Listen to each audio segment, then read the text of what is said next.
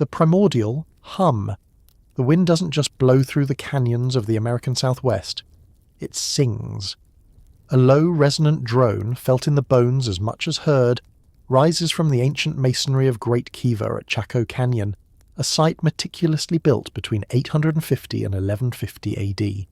This is no accident of architecture. It is an echo of a mystery that spans continents and epochs, the persistent belief among ancient cultures in a foundational vibration, a hum at the heart of reality that they alone knew how to tap into. From the Tibetan singing bowls said to align the body's chakras to the legendary speech of the gods that built the Cyclopean walls of Mycenae, humanity's oldest stories are scored to a frequency we can no longer clearly hear. So, what if the deepest occult secret wasn't a hidden text or a cursed relic, but a sound? And what if the elite of old weren't just kings and priests, but acousticians of the unseen?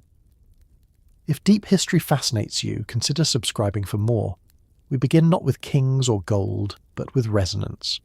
The idea of a universe born from sound is not a fringe New Age concept. It is a cornerstone of several ancient cosmologies. In Hindu tradition, the syllable Om is the primal sound from which all creation emanates. The Vedic seers spoke of nada, the cosmic vibration. In the Abrahamic traditions, in the beginning was the Word. These are often dismissed as poetic metaphors. But what if they were the preserved, garbled technical manuals of a forgotten science? Scholars of archaeoacoustics, a field that bridges archaeology and sound science, are beginning to treat these myths with serious academic curiosity. Their work suggests our ancestors may have understood the principles of resonance and harmonic frequency in ways that modern science, until very recently, had overlooked. Take, for example, the massive stone jars of the Plain of Jars in Laos, dating to the Iron Age. Their purpose is officially unknown, though theories range from burial urns to grain storage. But a quirky fringe hypothesis, first seriously proposed by a French ethnologist in the 1930s, suggests they were giant acoustic resonators. When struck with a mallet, certain jars produce a clear, bell-like tone. Could they have been arranged to create a sonic landscape for ritual, or even to disrupt the equilibrium of an enemy? While mainstream archaeology remains skeptical, the sonic properties are an undeniable, measurable fact. It's a pattern we'll see repeated, a solid archaeological site with a fringe acoustic theory that, while unproven, forces us to reconsider the technological sophistication of our predecessors. This brings us to the concept of cymatics, the study of visible sound. When sand or water is placed on a metal plate and subjected to specific frequencies, the particles arrange themselves into intricate geometric patterns. A simple modern experiment reveals a profound ancient possibility. If sound can shape matter, then the builders of monuments like the Great Pyramid of Giza or Newgrange in Ireland might not have been moving stone with brute force and ramps alone. Legends from across the world speak of stones being made to move, levitate, or soften through song, chant, or the striking of specific instruments. The 10th century Arabic historian al-Masudi wrote that the builders of the pyramids used magic papyri, placed under the stones to make them light. Scholars still debate whether these stories are pure myth or a distant cultural memory of a sonic or vibrational technology, a practical application of the primordial hum. The guarding of this secret, then, becomes a logical act of power. If the fundamental fabric of reality can be manipulated through frequency, then whoever controls the tune controls reality itself. Imagine a priestly caste in ancient Egypt or Sumer possessing the knowledge of specific chants that could theoretically influence crop growth, heal disease, or even cause structural failure in a rival's temple. This knowledge wouldn't be written in common stone. It would be an oral tradition, passed in secret chambers, its true power obscured behind layers of ritual and symbolism. The elite become the keepers of the universal remote control, a position of unimaginable authority. They aren't just intermediaries to the gods, they are the technicians of the divine frequency. We can see a shadow of this in the monastic traditions of medieval Europe. Gregorian chant, with its specific modes and resonant frequencies, was not merely for worship, it was designed to induce specific states of consciousness, to align the community's mind and spirit. The architecture of the cathedrals themselves, their vast naves and vaulted ceilings, acted as giant resonators for this human sound. This is the mainstream fact. The acoustic design of structures like the Rothko Chapel in Houston or the Sultan Ahmed Mosque in Istanbul is meticulously calculated for auditory effect. The ancients may have simply been earlier, and perhaps more intuitive, masters of the same principle. Their technology was myth, ritual, and megalithic stone, all calibrated to the hum. But where is the evidence beyond legend and curious acoustic effects?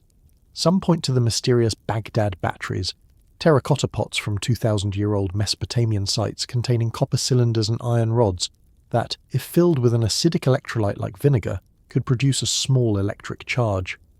Mainstream theory suggests they were used for electroplating. The fringe theory, however, wonders if this subtle electrical charge was used in conjunction with resonant chambers or metal plates to create specific frequencies.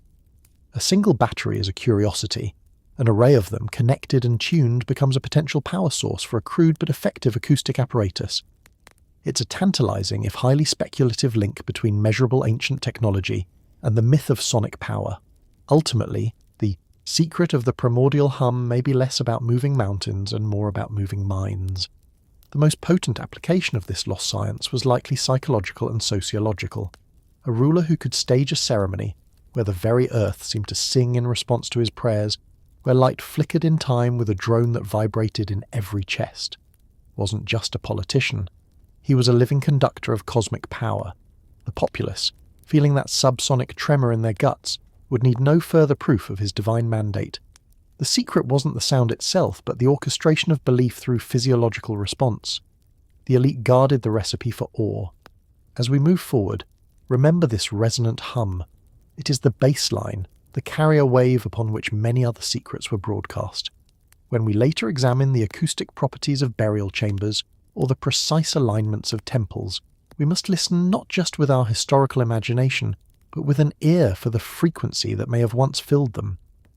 The first and most dangerous secret is that the world can be made to sing for you, and that those who know the tune hold the keys to the kingdom of human perception.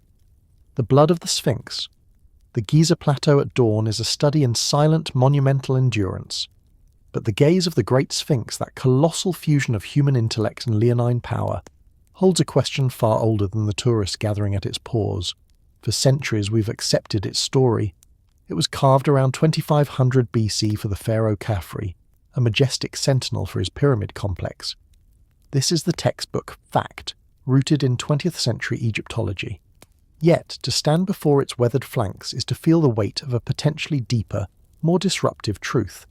The Sphinx, geologists like Dr. Robert Schoch of Boston University have controversially argued, bears the marks of water erosion, not wind and sand. This suggests it could be thousands of years older, dating back to a time when the Egyptian climate was far wetter, perhaps to the mysterious epoch of 10,000 BC or earlier. This isn't just an academic debate over a date. It is the crack in the foundation of history, and from it flows the suggestion of a secret purpose, that the Sphinx was not merely a statue, but a functional machine, a hydrological artifact guarding a science from a lost age. The orthodox narrative is elegant and tidy. The Sphinx is part of Khafre's mortuary complex, its face a portrait of the king himself. But the geology presents an unsettling puzzle. The deep, vertical, rolling undulations on the Sphinx's limestone core body and the walls of its enclosure are characteristic of precipitation-induced erosion, the kind caused by thousands of years of heavy torrential rain. Such rains last fell on the Giza Plateau around the end of the last ice age. Wind and sand erosion, by contrast, creates horizontal, sharp-edged scarring. This geological contention forces a stark choice. Either our understanding of climatic history is profoundly wrong, or the Sphinx's origin story is. Scholars still fiercely debate whether Schoch's interpretation holds water, with many Egyptologists pointing to the lack of any associated cultural material from such an early period. But the erosion pattern remains, a silent physical testimony that refuses to align neatly with the established timeline. If we entertain, even for a moment, the possibility of a vastly older Sphinx, its purpose is suddenly unmoored from the dynastic Egyptian context we know. This is where the fringe theory transforms from a dating dispute into an occult secret. Researchers like John Anthony West, who championed Schoch's geological work, proposed that the Sphinx was part of a grand, functional geodetic and hydrological complex. They point to the Sphinx Temple and Valley Temple directly in front of it, built from monstrous limestone blocks arguably older than Khafra's reign. These structures feature enormous, precisely cut granite boxes that orthodox archaeology labels sarcophagi, though no remains were ever found in them. The fringe theory asks, what if they were not tombs, but components of a system? The speculation suggests they could have been resonance chambers, hydraulic pumps, or filtration tanks. The most captivating hydraulic theory connects the Sphinx to the legend of the Hall of Records. Edgar Cayce, the American psychic, famously predicted in the 1930s that a hidden chamber beneath the Sphinx's right paw would contain a library of knowledge from the lost civilization of Atlantis. While mainstream archaeology dismisses this outright, it finds a curious echo in much older Arab legends, which spoke of the Sphinx as the guardian of a hidden subterranean treasure. Could the records be a metaphorical memory of actual functional knowledge? If the Sphinx enclosure was subject to catastrophic water erosion, perhaps it was also designed to manage water. Some theorists propose the entire complex was a massive water collection and redistribution system, leveraging the natural aquifer beneath the plateau. The so-called sarcophagi might have been settling tanks, and hidden, now blocked tunnels could have been conduits. The secret guarded here wouldn't be mystical scrolls, but a forgotten mastery of hydraulics and geomancy from a pre-pharaonic civilization. This leads to the inevitable power-driven question: why would an elite guard such a secret? Imagine a scenario where a new ruling class, the early dynastic Egyptians, came upon the Giza Plateau not as a blank slate, but as the ruins of a much older, technologically superior culture. The pyramids, the Sphinx, these would not be projects to be built, but artifacts to be reverse-engineered and claimed. The original purpose, perhaps tied to an understanding of telluric currents, water tables and earth energies, might have been partially understood, but too complex to replicate. So, it is repurposed. The functional hydraulic system becomes a ritual necropolis. The water pump becomes a symbolic tomb. The new elite weave a new mythos around these structures, embedding their own power and divinity into the pre-existing awe-inspiring stones. The dangerous secret they must guard is not the function itself, but the truth of their own derivative status. Their authority rests on being seen as the originators of this godlike architecture, not its inheritors.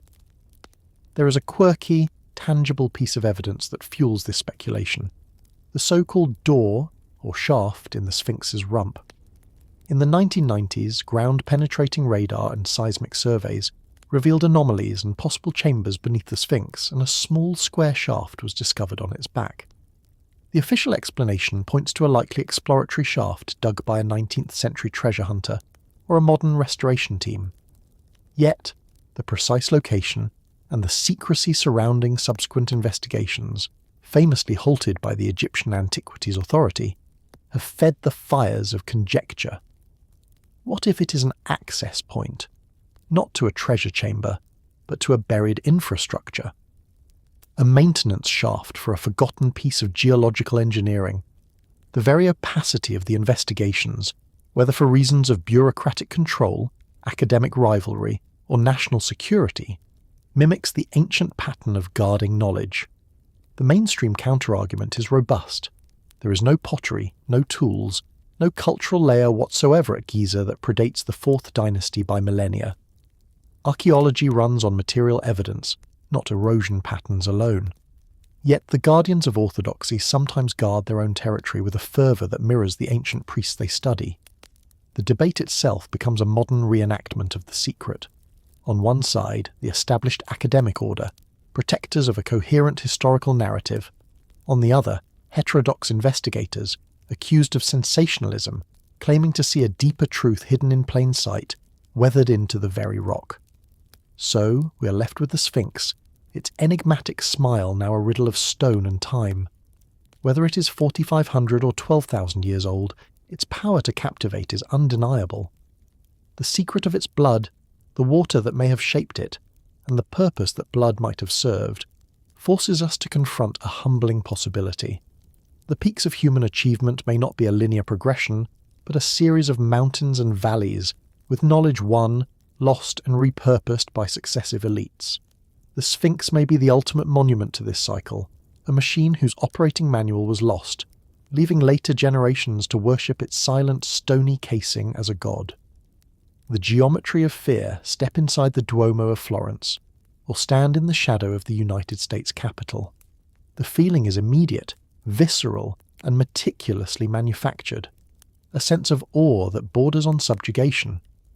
We attribute this to scale alone, to the sheer bulk of stone and marble. But what if the true mechanism of control was far more subtle, etched into the very angles and ratios of the buildings themselves? This is the secret of sacred geometry, not as a New Age spiritual concept, but as a psychological weapon, a codified language of proportion known to ancient priest architects and secretly perpetuated by later elites to engineer a specific emotional state: reverential fear. It's the architectural equivalent of a subliminal message, a silent frequency broadcast not through sound, as we discussed earlier, but through space. The mainstream fact anchoring this concept is the undeniable, historical obsession with specific mathematical ratios in significant architecture. The most famous is the golden ratio, approximately 1.618, often denoted by the Greek letter phi. It appears in the Parthenon's facade, theorized in the proportions of the Great Pyramid, and was rigorously employed by Renaissance masters like Leonardo da Vinci. This wasn't mere aesthetic preference. Scholars like Vitruvius, the Roman architect-engineer of the 1st century BC, wrote extensively on the need for temples to reflect the perfect proportions of the human body and, by extension, the cosmos. This was a publicly acknowledged principle. Beautiful, harmonious proportions pleased the gods and elevated the human spirit. But what of its inverse?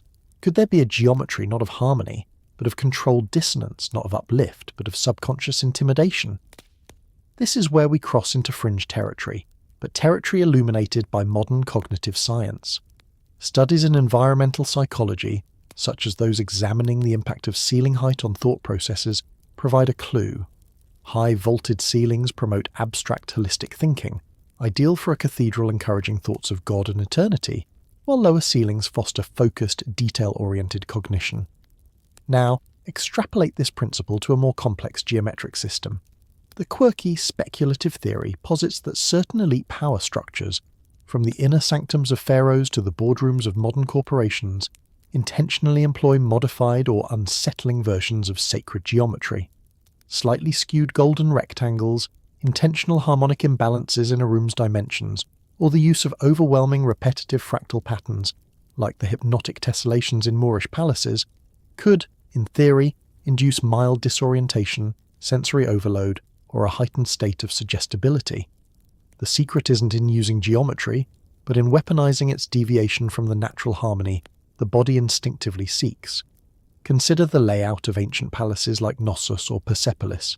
They are labyrinths. The visitor, whether a foreign supplicant or a low-ranking courtier, is deliberately funneled through a series of narrowing corridors, asymmetrical courtyards, and sudden grand openings. This controlled journey is a psychological protocol.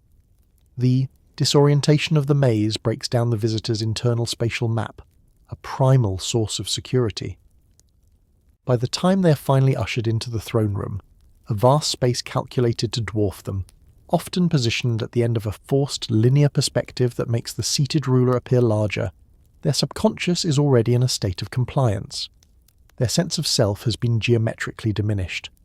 This is not an accident. It is the architecture of hierarchy made literal. Scholars still debate whether these layouts were consciously designed for psychological effect, or were simply the organic result of successive additions and ceremonial requirements. But the physiological impact on a first-time visitor would have been the same, regardless of intent. The Gothic cathedral is perhaps the most sophisticated delivery system for this geometric programming. Its soaring vertical lines pull the eye heavenward, but the ribbed vaults create a complex, repetitive, almost pulsating canopy that can induce a trance-like state. The rose window, a masterpiece of mandala-like geometry, acts as a focal point for meditation, but also for visual capture.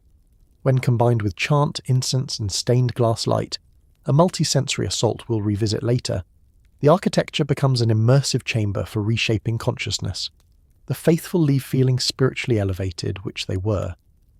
But they also leave with the unshakable, bone-deep understanding of the immense towering power of the institution that could summon such stone from the earth and shape it into a mountain of light. The geometry built God's house, but it also secured the church's authority. The occult transition of this secret into the modern era is startlingly clear. Look at the neoclassical architecture of most government buildings from the 18th century onward. They are direct descendants of the Roman temple and the Renaissance palazzo. Their facades are grids of columns and windows based on rigid, intimidating ratios. The steps leading to their doors are often disproportionately high, forcing the citizen to physically ascend while looking up at the seat of power. The interior rotundas, like that of the Capitol, are designed to make the individual feel microscopic beneath the symbolic eye of the dome. This is not merely an aesthetic choice to echo democratic Athens or republican Rome. It is the continuous, subtle broadcasting of a message of state power, using a geometric language perfected by theocracies and absolute monarchs.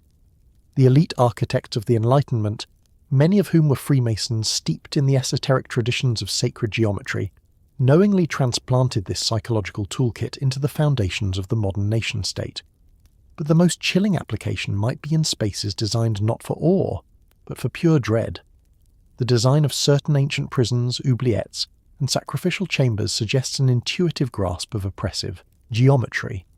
A room built to the dimensions of a perfect cube but buried underground creates a profound sense of existential claustrophobia. The perfect shape becomes a tomb. The Mayan Chultan, bottle-shaped underground chambers, may have been used for storage or ritual, but their form is inherently disquieting.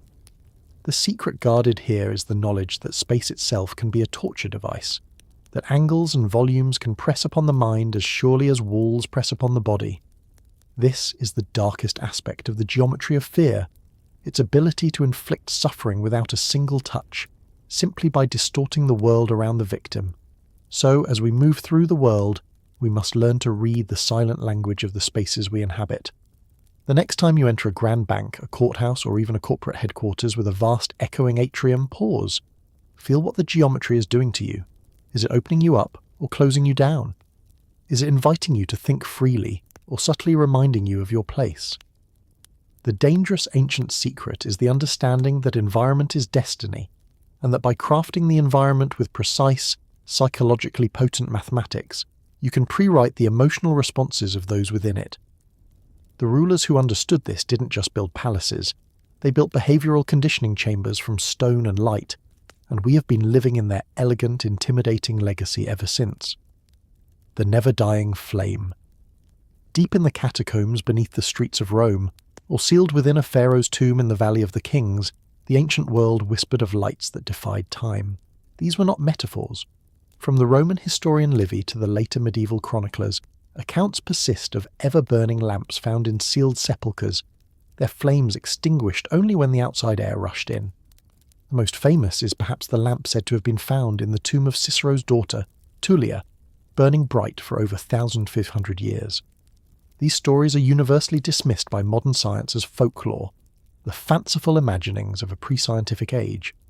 But what if they are the garbled echoes of a real and profoundly dangerous chemical secret? A secret that promised to cheat darkness forever, and whose formula was so potent it had to be buried with the elite who commanded it. Our mainstream entry point is the undeniable, verifiable human obsession with perpetual light. The Romans perfected the simple wicking oil lamp, thousands of which are excavated annually. The Temple of Venus in Rome, according to Pliny the Elder, used a colossal lamp that burned continuously, fed by a massive reservoir of oil, an engineering feat, not an alchemical one. This is the accepted narrative. Perpetual light was a logistical challenge, solved by scale and constant priestly maintenance. It was a symbol of the eternal state, like the eternal flame at the tomb of the unknown soldier today. But the fringe stories are more specific and more puzzling. They describe lamps with no visible fuel, or with a strange, cool, non-consuming flame, found in chambers sealed for millennia. These accounts form a persistent pattern across cultures, suggesting a common archetype, if not a common fact. This is where we must turn from history to chemistry, and to a quirky fringe tidbit that bridges the gap, the discovery of barium peroxide. In the early 20th century, a series of experiments demonstrated that certain chemical mixtures could, indeed, produce a long-lasting low-temperature glow, or even ignition upon exposure to air. One of the most famous proponents of this idea was the engineer and archaeologist Willard F.M. Gray. In the 1960s, he attempted to reconstruct a Greek fire or perpetual lamp based on ancient recipes, hinting at the use of quicklime, calcium oxide, barium peroxide, and other reagents. His experiments showed that a mixture containing barium peroxide could ignite upon contact with moisture in the air. Imagine a lamp wick coated in such a hypergolic powder, sealed in a dry tomb. When a robber breaks the seal, humid air enters, touches the wick, and poof, a flame seems to spring to life, having waited centuries. It would appear to have been burning all along. The dangerous secret, then, may not have been a magic flame, but a lost branch of pyrotechnical and chemical engineering. The elite, perhaps a guild of temple chemists in Alexandria or a secretive priesthood in Heliopolis, could have possessed formulas for chemiluminescent paints that glowed for years on tomb walls, or for self-igniting lamps that served as the ultimate security system and testament to the deceased's power. The knowledge would be doubly guarded. First, for its practical, almost mystical value. The ability to command eternal light was a direct challenge to the domain of the sun god. Second, and perhaps more critically, because the constituent chemicals were dangerous and rare. Barium minerals, phosphorus, extracted from urine in a vile, secretive process, and certain sulfur compounds are toxic, volatile, and difficult to handle. This knowledge was not for the populace. It was the prerogative and the hazard of the inner circle. We can see a shadow of this guarded chemical tradition in the infamous Greek fire of the Byzantine Empire. Its exact composition remains a state secret lost to history, but historians agree it was a petroleum-based compound that could burn on water and was nearly impossible to extinguish. It was deployed through pressurized siphons in naval battles, and its formula was known only to the emperor and a few trusted chemists, on pain of death. This is a clear historical example of a pyrotechnical occult secret guarded by a medieval elite. Is it so hard to imagine that an earlier, even more secretive tradition existed for funerary and ceremonial purposes? The never-dying tomb lamp could be the peaceful, static cousin of the weaponized eternal flame of war. Scholars still debate whether the numerous literary accounts of perpetual lamps are based on any material reality, or are purely literary tropes, a symbol of the undying soul or the enduring fame of the deceased. The lack of any physical artifact, a single excavated lamp with a mysterious residue, is the damning evidence against the theory. Yet, consider the mindset of a tomb robber in antiquity.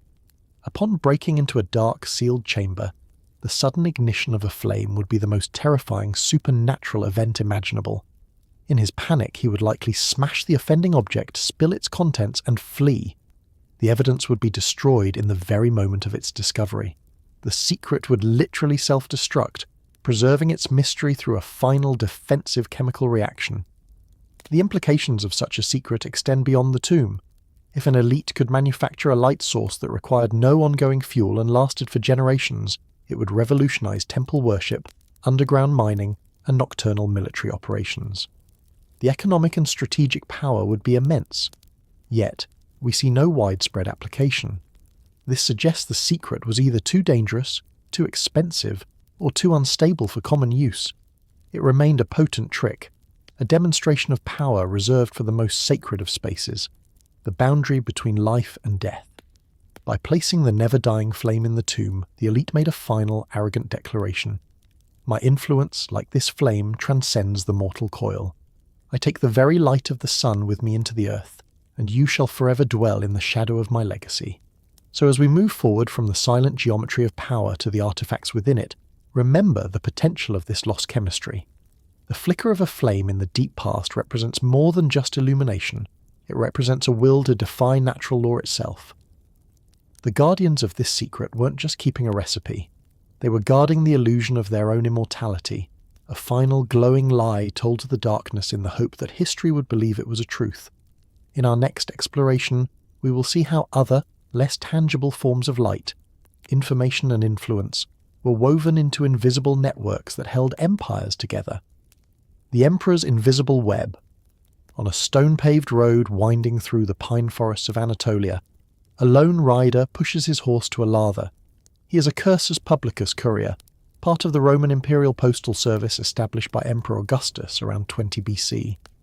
His saddlebags contained not just letters, but vellum reports, census data, and military dispatches, the lifeblood of an empire spanning 3 continents. This is the visible, celebrated machinery of Roman control. The famous roads, the relay stations, the standardized bureaucracy. But beneath this logistic marvel, scholars like Dr. Claire Holloran of the University of Exeter point to a more subtle, human network. The vast, informal web of merchants, sailors, slaves, pilgrims, and informants who carried whispers alongside wheat, gossip alongside gold. This was the true occult secret of Roman power, not the hard architecture of state, but a living, ritualized information network, a proto-internet of human nodes that allowed a tiny elite in Rome to perceive and thus control a disparate world. The mainstream fact is the sheer, staggering efficiency of Roman communication. Using the cursus publicus, a message could travel up to 80 kilometers a day. News of a revolt in Judea could reach Rome in about 2 months.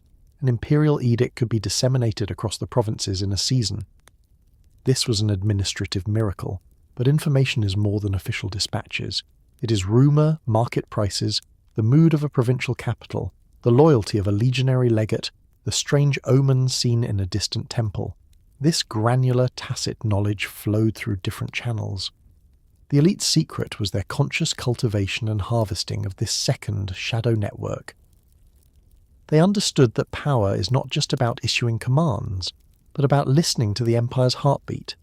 This is where the practice transforms from clever administration into something resembling an occult art. Consider the role of the frumentarii. Originally military grain supply officers, by the 2nd century AD they had morphed into the emperor's secret police and couriers, a fact attested by historians like Cassius Dio. They were the visible tip of the spear.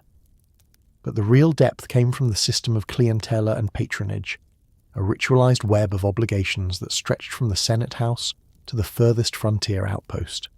A provincial governor's freedman, now a wealthy merchant in Alexandria, owed his fortune and status to his patron. His letters home weren't just personal, they were intelligence reports, freighted with observations about grain shipments, Egyptian religious unrest, or the ambitions of local prefects.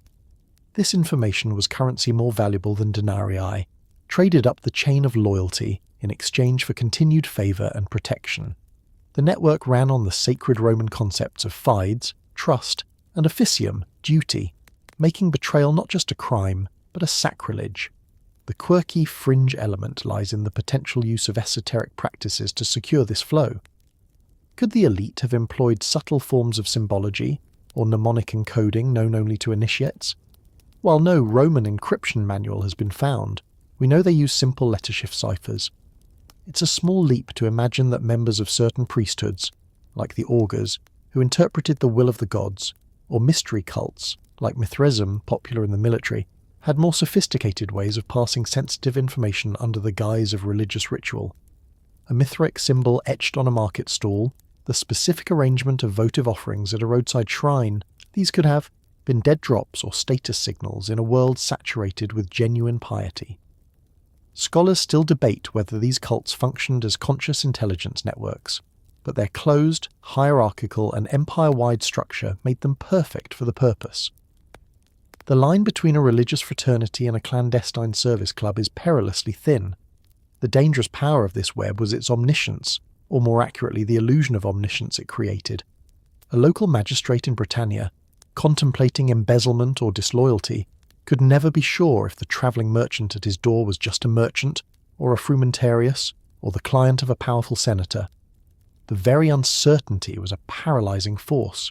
The elite in Rome, by weaving this invisible web, created a panopticon effect centuries before Jeremy Bentham coined the term.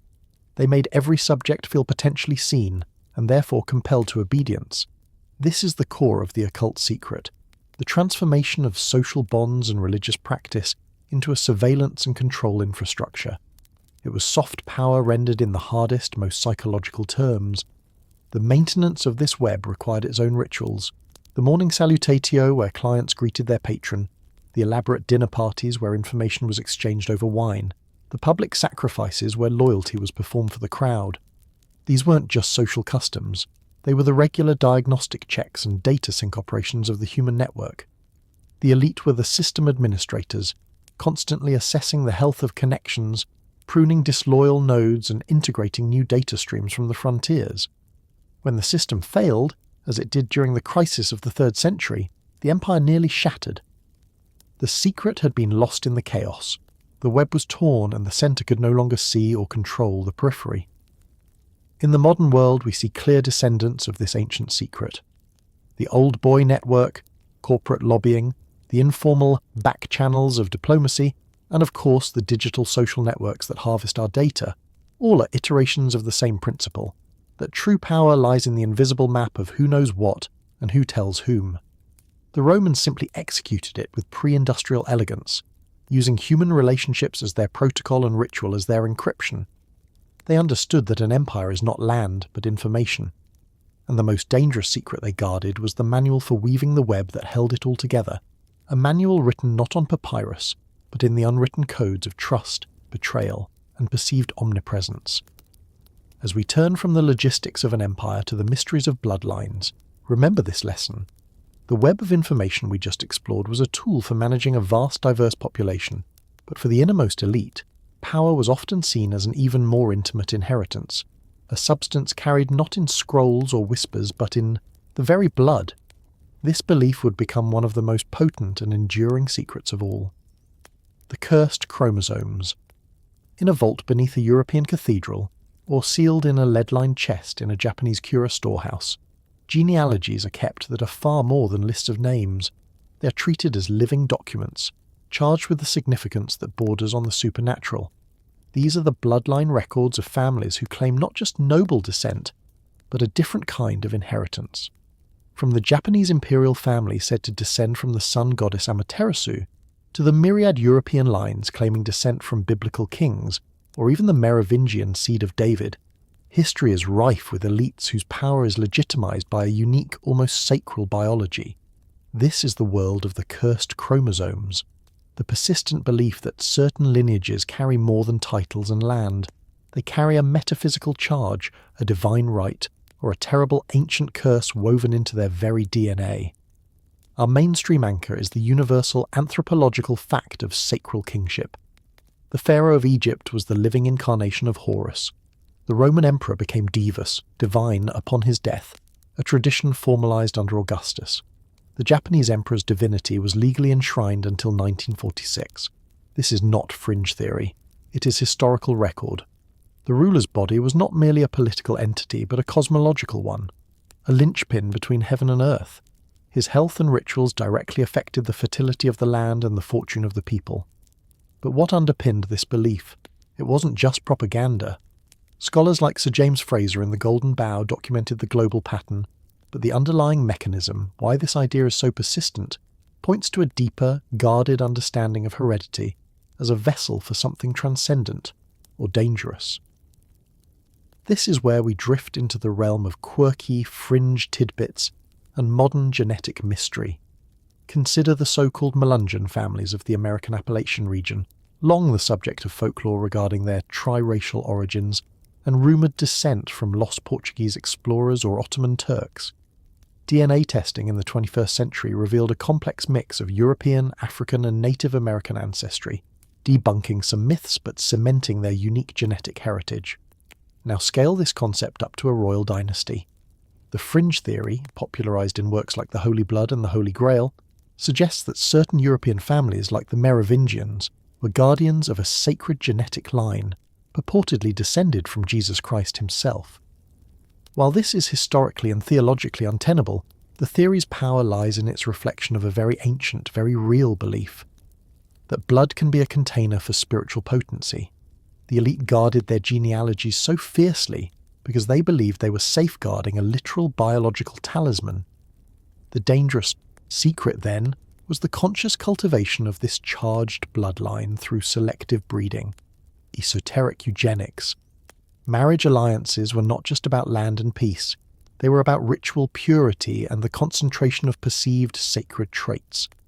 The Ptolemaic dynasty of Egypt, who ruled after Alexander the Great, are a stark historical example. They frequently practiced sibling marriage. Cleopatra VII married 2 of her younger brothers.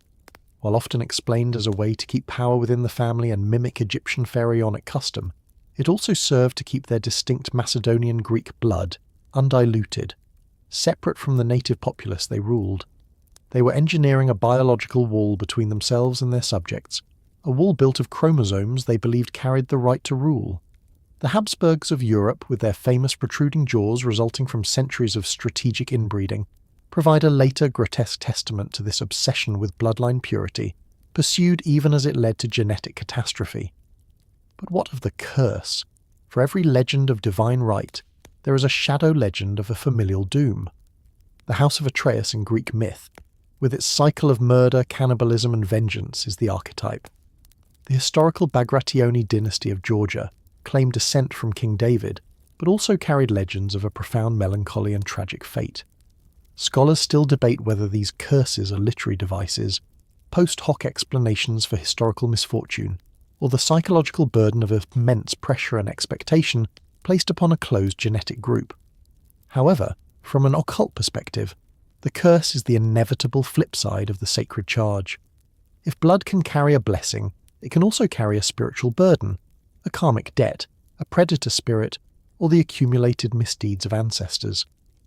The elite who believed in their transcendent blood also lived in fear of its corruption, or the awakening of its dormant darkness. This belief system required brutal enforcement, which brings us to the darkest aspect of the secret, the fear of the cuckoo in the nest. The entire apparatus of court etiquette, chaperonage, and severe punishment for noblewomen who had illicit affairs wasn't merely about morality, it was about biological security. A child not of the sacred bloodline inheriting the title would not just be a political problem, it would be a metaphysical catastrophe, breaking the cosmic link the lineage was believed to maintain.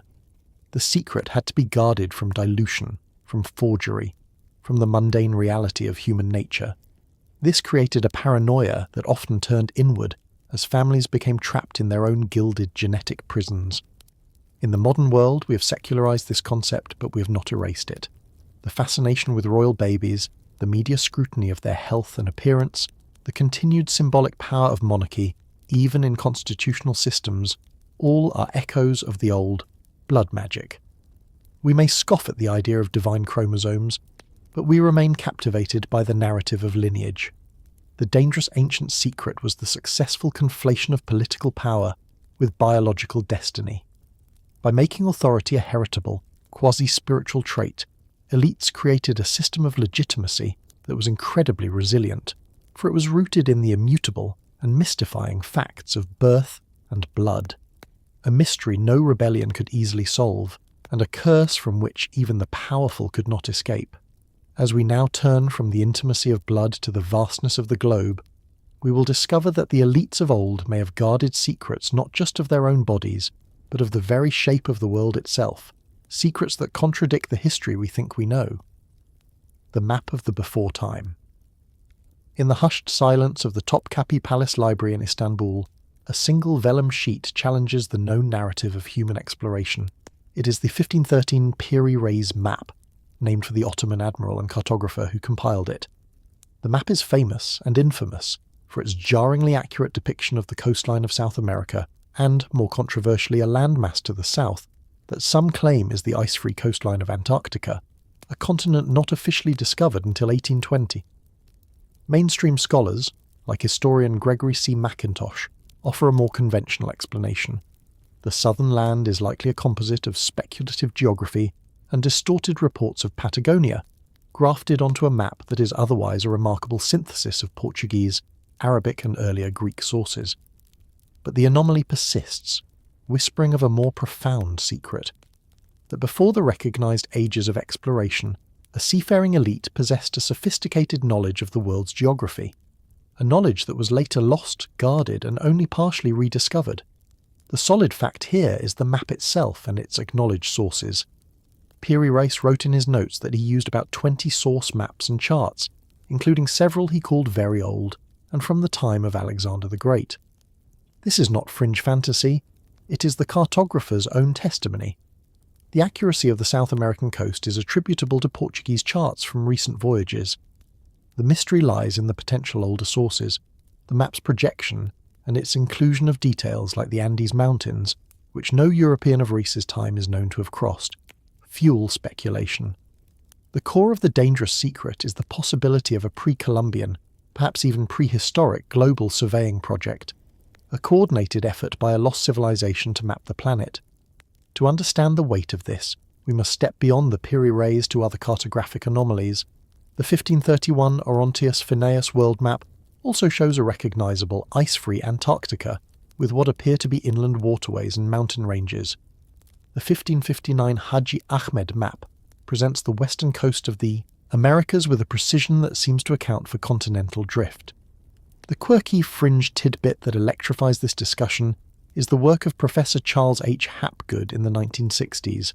In his book Maps of the Ancient Sea Kings, Hapgood, supported by none other than Albert Einstein, argued that these maps required knowledge of spherical trigonometry and an understanding of longitude, techniques supposedly unknown until the 18th century.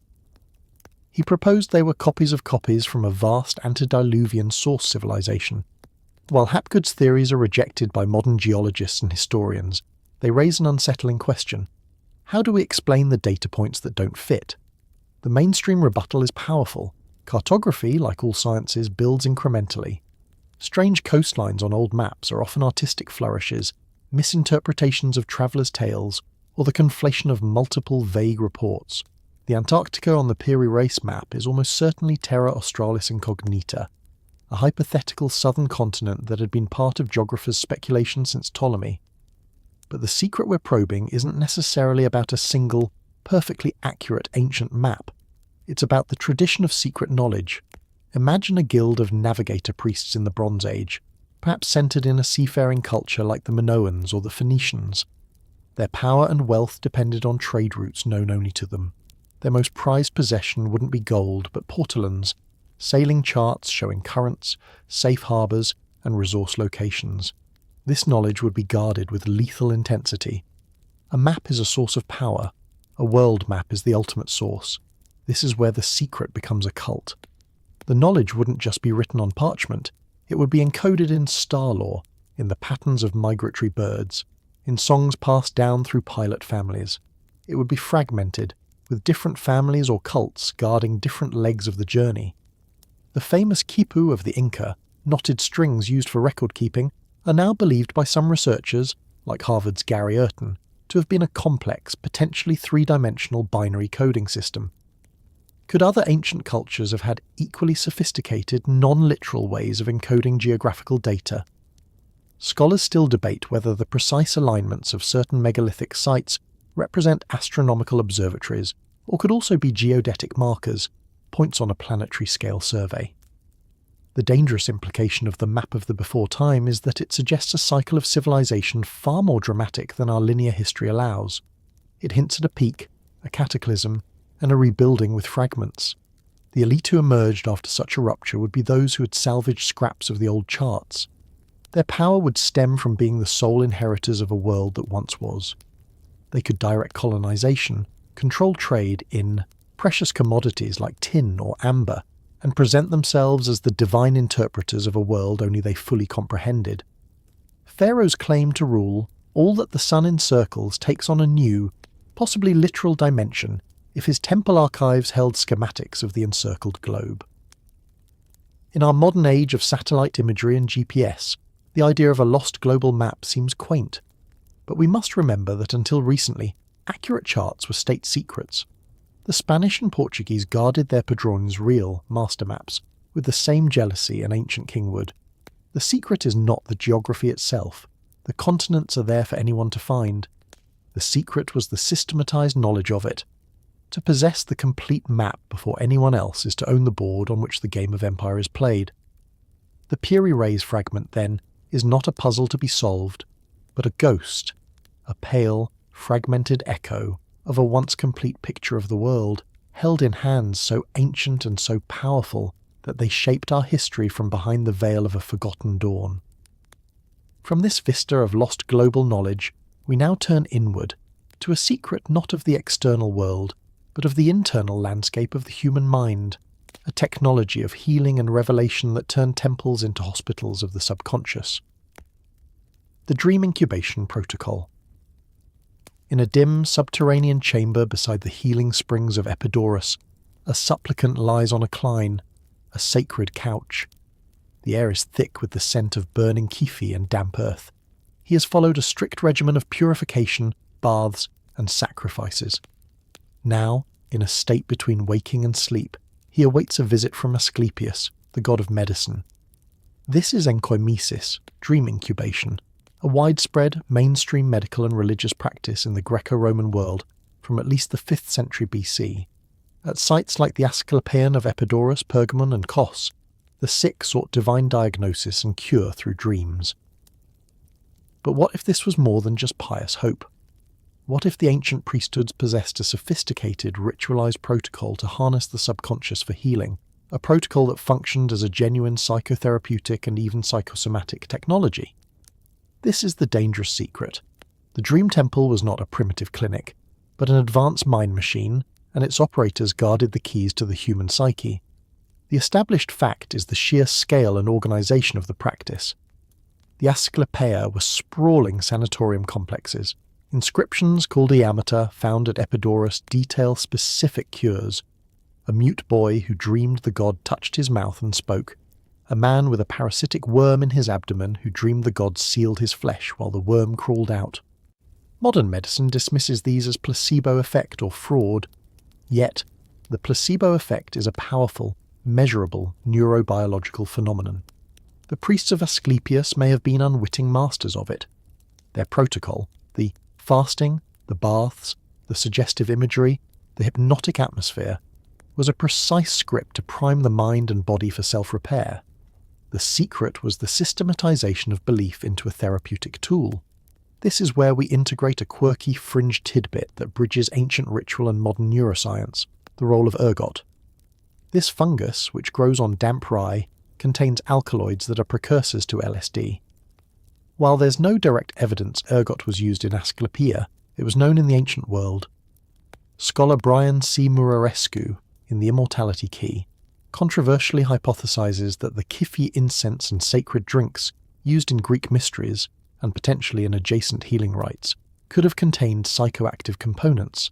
Whether through chemistry or pure ritual trance, the aim was the same, to induce a liminal, suggestible state. The priests weren't just hoping for a dream, they were engineering a visionary state where the mind's own healing capacities could be unlocked and directed by the potent symbol of the god. The patient's belief was the fuel, but the priest's ritual was the ignition sequence. The dangerous guarded knowledge here was an intuitive grasp of psychosomatic medicine and the mind-body connection millennia before Freud or psychoneuroimmunology.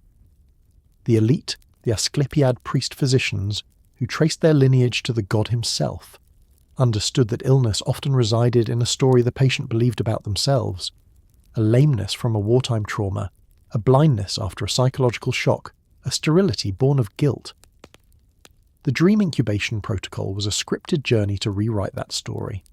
By guiding the patient through purification, a physical metaphor for cleansing guilt, then placing them in a womb-like dark chamber, regression, and finally presenting the healing deity in a dream, a powerful internalized authority figure, they facilitated a profound narrative shift. The cure was real because the patient's subconscious accepted it as real.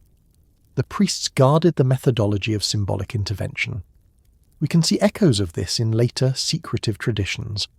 The practice survived in early Christian incubation, at churches dedicated to healing saints, like Cosmas and Damien. In the Tibetan Buddhist Trul and Nien traditions, dream yoga is used to recognize the illusory nature of reality for spiritual liberation. The secret crossed cultures because it addressed a universal human substrate. Scholars still debate whether the cures recorded at Epidaurus were the result of conscious trickery, sincere religious miracle, or a functional, if pre-scientific, psychotherapy. But the sheer number of votive offerings, stone carvings of healed body parts that litter these sites, attest to a vast population that experienced real healing. The protocol's power, and thus the reason for its guarded nature, went beyond healing physical ailments. It was a tool for divination and decision-making. Leaders and statesmen would undergo incubation to receive guidance on matters of war or state. In this mode, the temple became an oracle for strategic insight.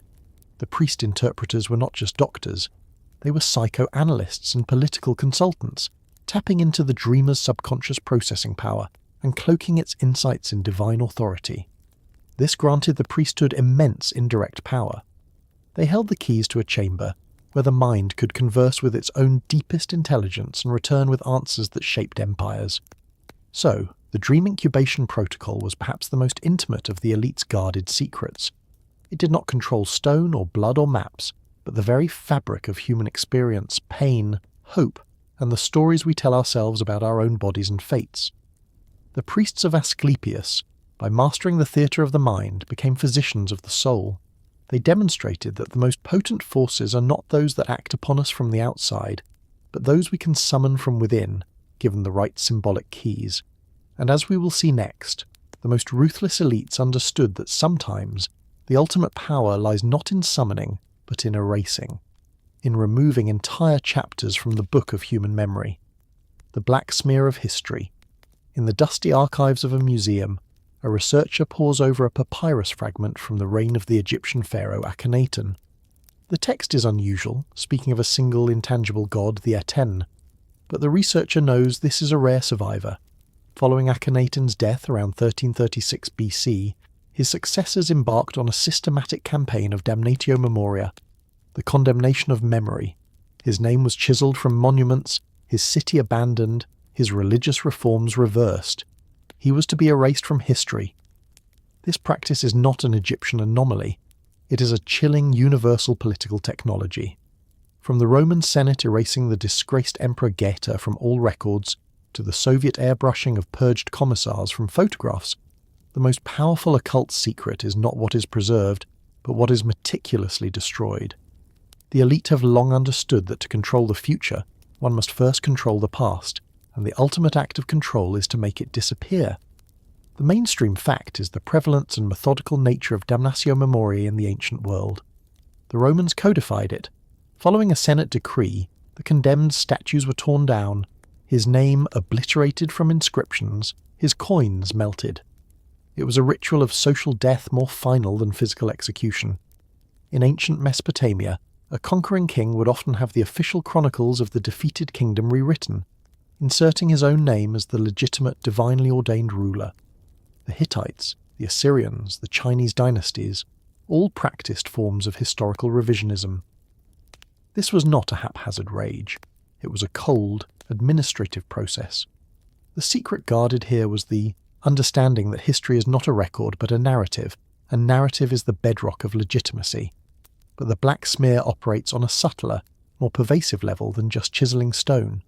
Consider the curious case of the Sea Peoples, the mysterious confederation of raiders who contributed to the late Bronze Age collapse around 1200 BC. Egyptian reliefs at Medinet Habu depict their battles, but their origins, names, and ultimate fate are a profound historical mystery. No substantial records from their own perspective survive. Did they keep none? Or were they so utterly vanquished, their cities so completely razed, and their cultural identity so aggressively dissolved by victorious powers like Egypt, that their story was erased from the winning side's narrative?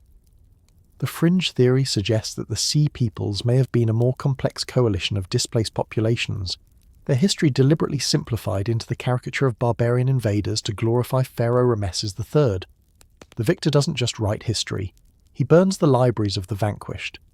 This leads us to the quirky, tangible mystery of the Voynich manuscript, a bizarre illustrated codex from the 15th century written in an undeciphered script.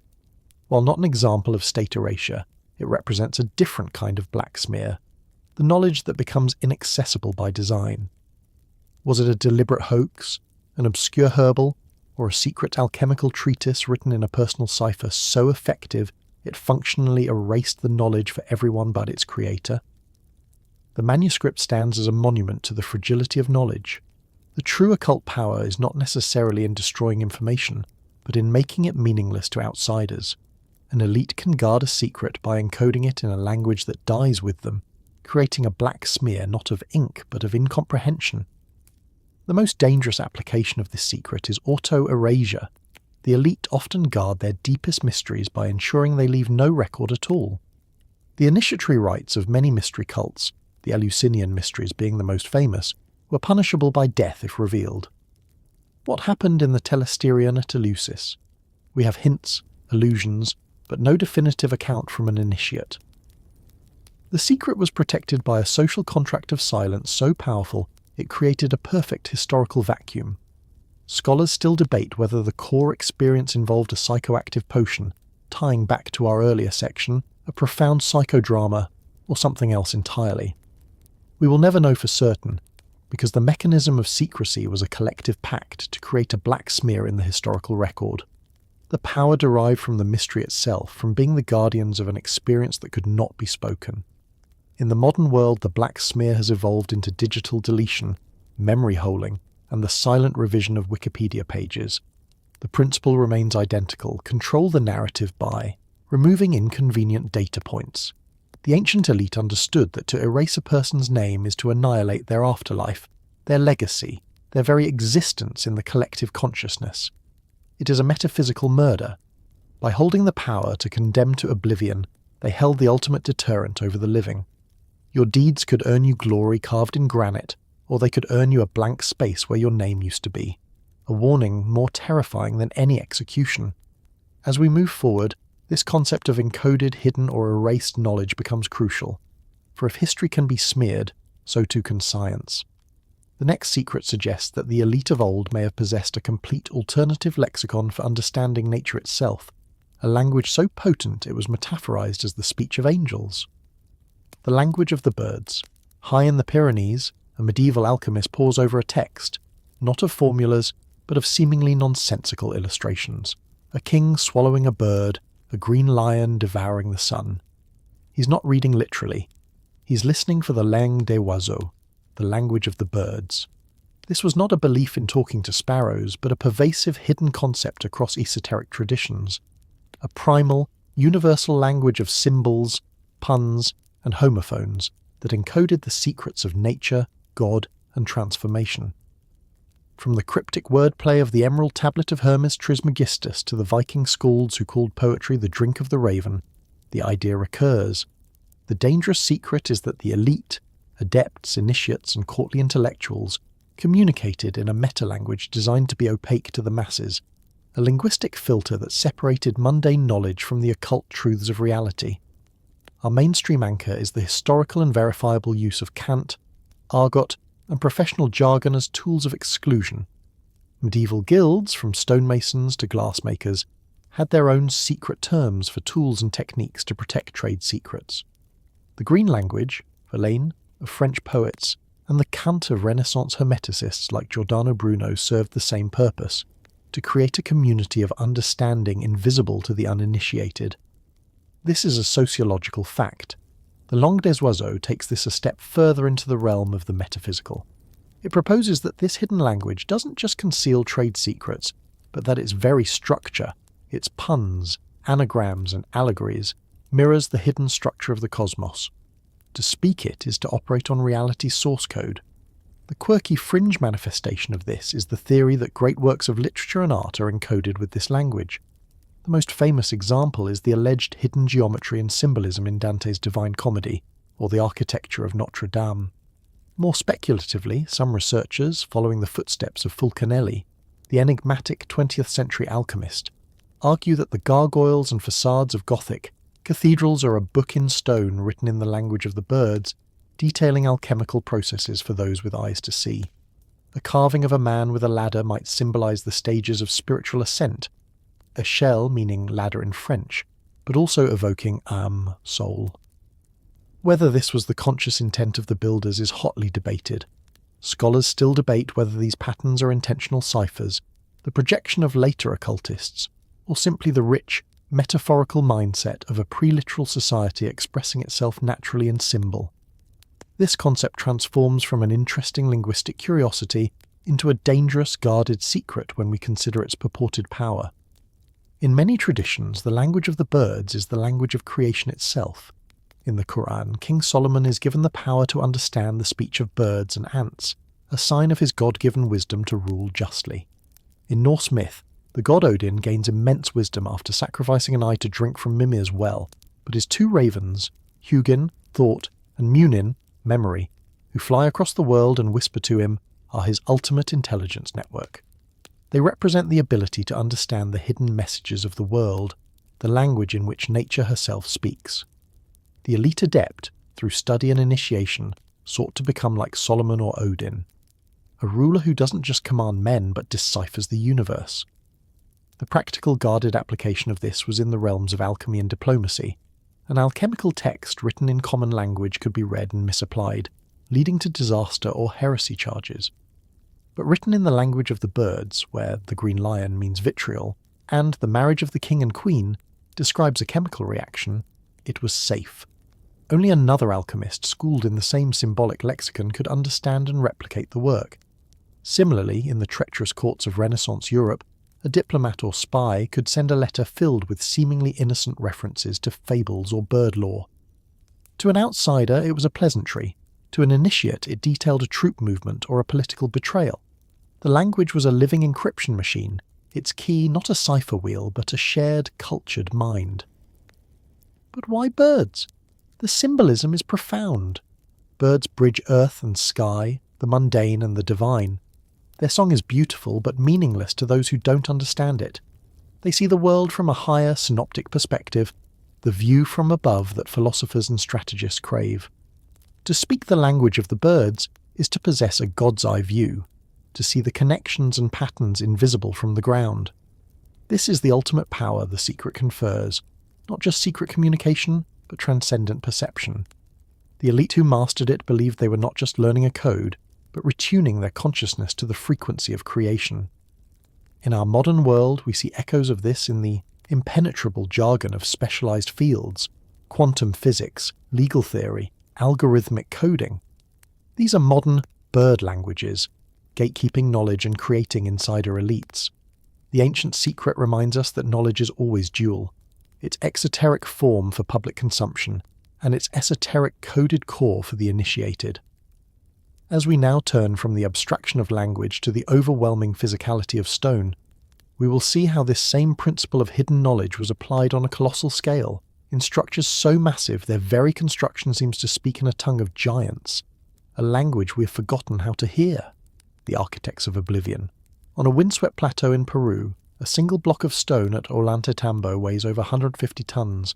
It is not merely placed, it is interlocked with its neighbours in a polygonal jigsaw so precise that, as the old saying goes, not a blade of grass can slip between the seams.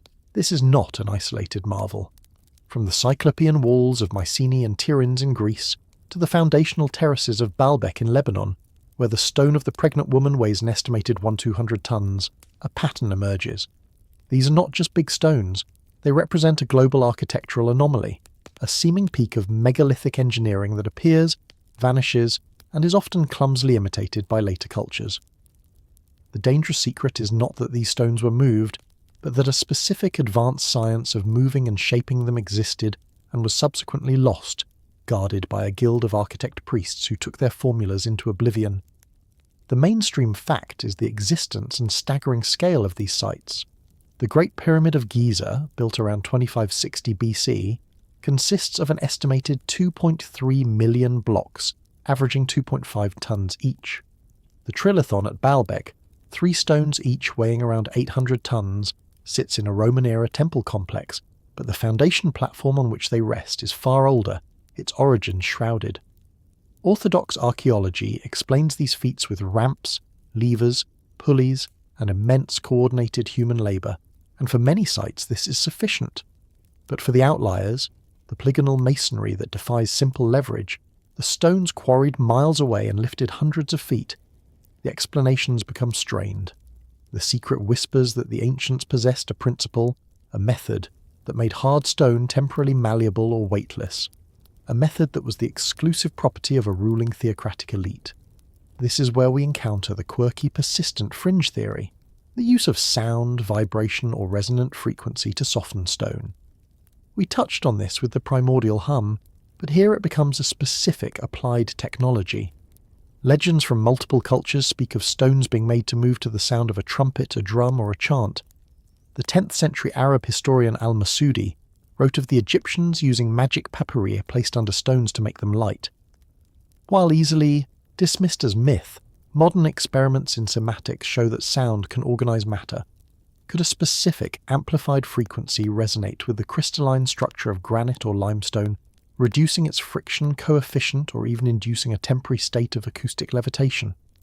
The theory is ridiculed by mainstream engineers, but it persists because the alternative, the sheer, unimaginable logistics of moving a 200-ton block with ropes and logs, strains credulity in a different way. Scholars still debate whether these megalithic puzzles are proof of lost technology or simply a testament to the underestimated ingenuity and brutal manpower of pre-industrial societies. The true occult nature of this secret lies in its social organization. The builders of these sites were not slaves, as popular culture suggests, but likely a highly skilled, revered, and secretive class. Think of them as the astronaut engineers of their day. Their knowledge of geology, logistics, astronomy, and possibly advanced physics was a state secret more valuable than any army. This guild would have guarded its techniques jealously. The precise method for calculating leverage, the recipe for a sonic softening agent. Could it be a plant extract that temporarily weakens stone? Another fringe idea. The secret of seeing the stress lines in a bedrock quarry. These were trade secrets protected by oath and threat. When a civilization collapsed, as they all do, this specialized non-agricultural knowledge died first. The successors, finding the colossal ruins, could only attribute them to gods or giants, and build their simpler structures atop the incomprehensible foundations. Consider the clear distinction at sites like Sacsayhuaman in Peru. The lower foundational layers are made of enormous zigzagging polygonal stones fitted with impossible precision. The upper layers, added by the Inca, are made of smaller, rougher rectangular stones. The Inca clearly used the older, superior foundation, but did not possess the knowledge to replicate its construction. They were inheritors, not equals, of the original architects of oblivion. This pattern repeats worldwide, a cyclopean core, later encased or built upon by cultures with lesser technical ability but greater historical presence. The dangerous secret the later elites had to guard was their own derivative status. They claimed the awe-inspiring ruins as their ancestral heritage, a lie that cemented their power while the true architects' names were swallowed by time. In the modern era, we face our own version of this oblivion. Our digital tools and infrastructure are so complex that no single person understands all their layers. If a global catastrophe resets civilization, a future archaeologist might look at a silicon chip or a skyscraper's steel frame with the same awe and incomprehension we direct at Baalbek. The secret of the architects of oblivion is a humbling lesson in the fragility of knowledge. It suggests that technological peaks can be local, temporary, and vulnerable. The elite who commanded those peaks didn't just build monuments, they built puzzles in stone, daring future ages to figure out how they did it, while ensuring the answer would never be found in any scroll, only in the silent, mocking perfection of the masonry itself. And as we consider what minds capable of such engineering might also have concocted, we are led inevitably to the chemistry of consciousness itself. The pharmacopoeia of the gods. In a remote chamber of a temple in Eleusis, or deep within an Amazonian Maloca, a brew steams in a ceremonial vessel. It is a concoction of roots, vines, and fungi, prepared by a shaman or priest following a recipe centuries old. The initiate drinks, and the world dissolves, walls breathe, ancestors speak. The veil between the material and spiritual realms tears asunder. This is not a metaphor. Modern ethnobotany, through the work of researchers like Richard Evans Schultes, has confirmed that ancient rituals worldwide were often fueled by sophisticated psychoactive compounds. The dangerous secret is that the priestly elites of antiquity were not just spiritual leaders, but master neurochemists. They possessed a guarded pharmacopoeia, a chemical toolkit to reliably induce divine encounter, control perception, and fundamentally reshape human consciousness for the purposes of power. Our mainstream entry point is the hard archaeological and biochemical evidence.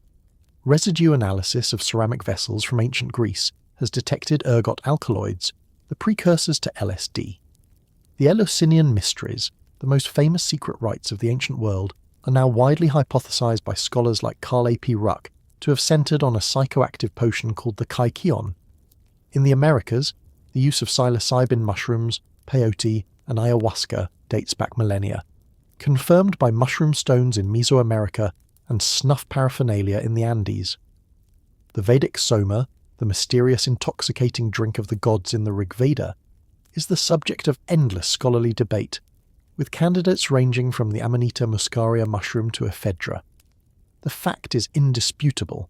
Across cultures, elites utilize psychoactive plants to access non-ordinary states of reality. But this was not recreational. This was a precise ritualized technology. The quirky, fringe element lies in the speculation about the advanced neuropharmacological understanding these cultures might have possessed. The Amazonian brew ayahuasca is a profound example. It is a combination of the Banisteropsis caapi vine, containing MAO inhibitors, and the leaves of the Psychotria viridis shrub, containing DMT. Separately, they are inactive when ingested orally. Combined, they produce a powerful, hours-long visionary experience. This is not a random discovery. It implies thousands of years of systematic experimentation and a deep empirical understanding of plant synergies, a true science transmitted orally through generations of shamans. The secret guarded was not just the recipe, but the set and setting, the chants, the darkness, the sensory deprivation, and the guiding narrative that shaped the chemically unlocked journey. This is where the secret becomes a tool of social and political control. The experience was not democratically available. It was mediated by the priesthood, the elite who controlled the ingredients, the preparation, and the interpretation of the visions. An initiate at Eleusis, after days of fasting and ritual, given a potent potion in the heart of the dark Telesterion, would have a profound, life-altering experience. But the meaning of that experience, its validation, its integration, was provided by the Hierophants. They framed the chaos of the psychedelic journey within the cosmology of Demeter and Persephone, ensuring the initiate returned not just awed, but with reinforced loyalty to the cult and its earthly representatives. The chemical key unlocked the door, but the priests owned the map of the territory beyond. The dangerous power of this pharmacopoeia extended to warfare and statecraft. The berserkers of Norse legend, who fought in a trance-like fury, are speculated by some historians to have used hallucinogenic mushrooms like Amanita muscaria, or large quantities of alcohol to induce their battle frenzy. The Oracle of Delphi allegedly inhaled ethylene or other gases rising from a geological fissure to enter her prophetic state. Whether these altered states produced genuine strategic insight, or merely the appearance of divine possession, the effect was the same. They created leaders, warriors, and seers who acted with an authority that seemed to come from beyond the human. An army led by a god-possessed king, or one preceded by warriors who felt no fear and pain, was a weapon of psychological terror. Scholars still debate whether the primary purpose of these psychoactive rituals was societal bonding, individual healing, political control, or genuine exploratory science of the spirit realm. The answer is likely all of the above, but the occult aspect is the intentional secrecy and exclusivity, the knowledge of which mushroom to pick, under which moon, how to prepare it, and what songs to sing while it took effect. This was the intellectual property of the elite. It was a living biological technology that could not be easily stolen or reverse engineered without the cultural context. Its loss meant the loss of the gods themselves. In our modern world, we are witnessing the re-emergence of this ancient knowledge in clinical trials using psilocybin for depression or MDMA for PTSD. The secret is being democratized by science, stripped of its ritual context but confirming its potent efficacy. Yet the ancient lesson remains. Consciousness is malleable. The elites of old knew this intimately and built systems of power around the controlled alteration of perception. They understood that the surest way to the throne was through the mind, and the most direct path to the mind was through a carefully measured cup. And as we consider the manipulation of inner space, we must now turn our gaze back to the heavens, where another kind of secret, a celestial threat, may have been charted and feared by those same star-watching elites. The celestial weapon.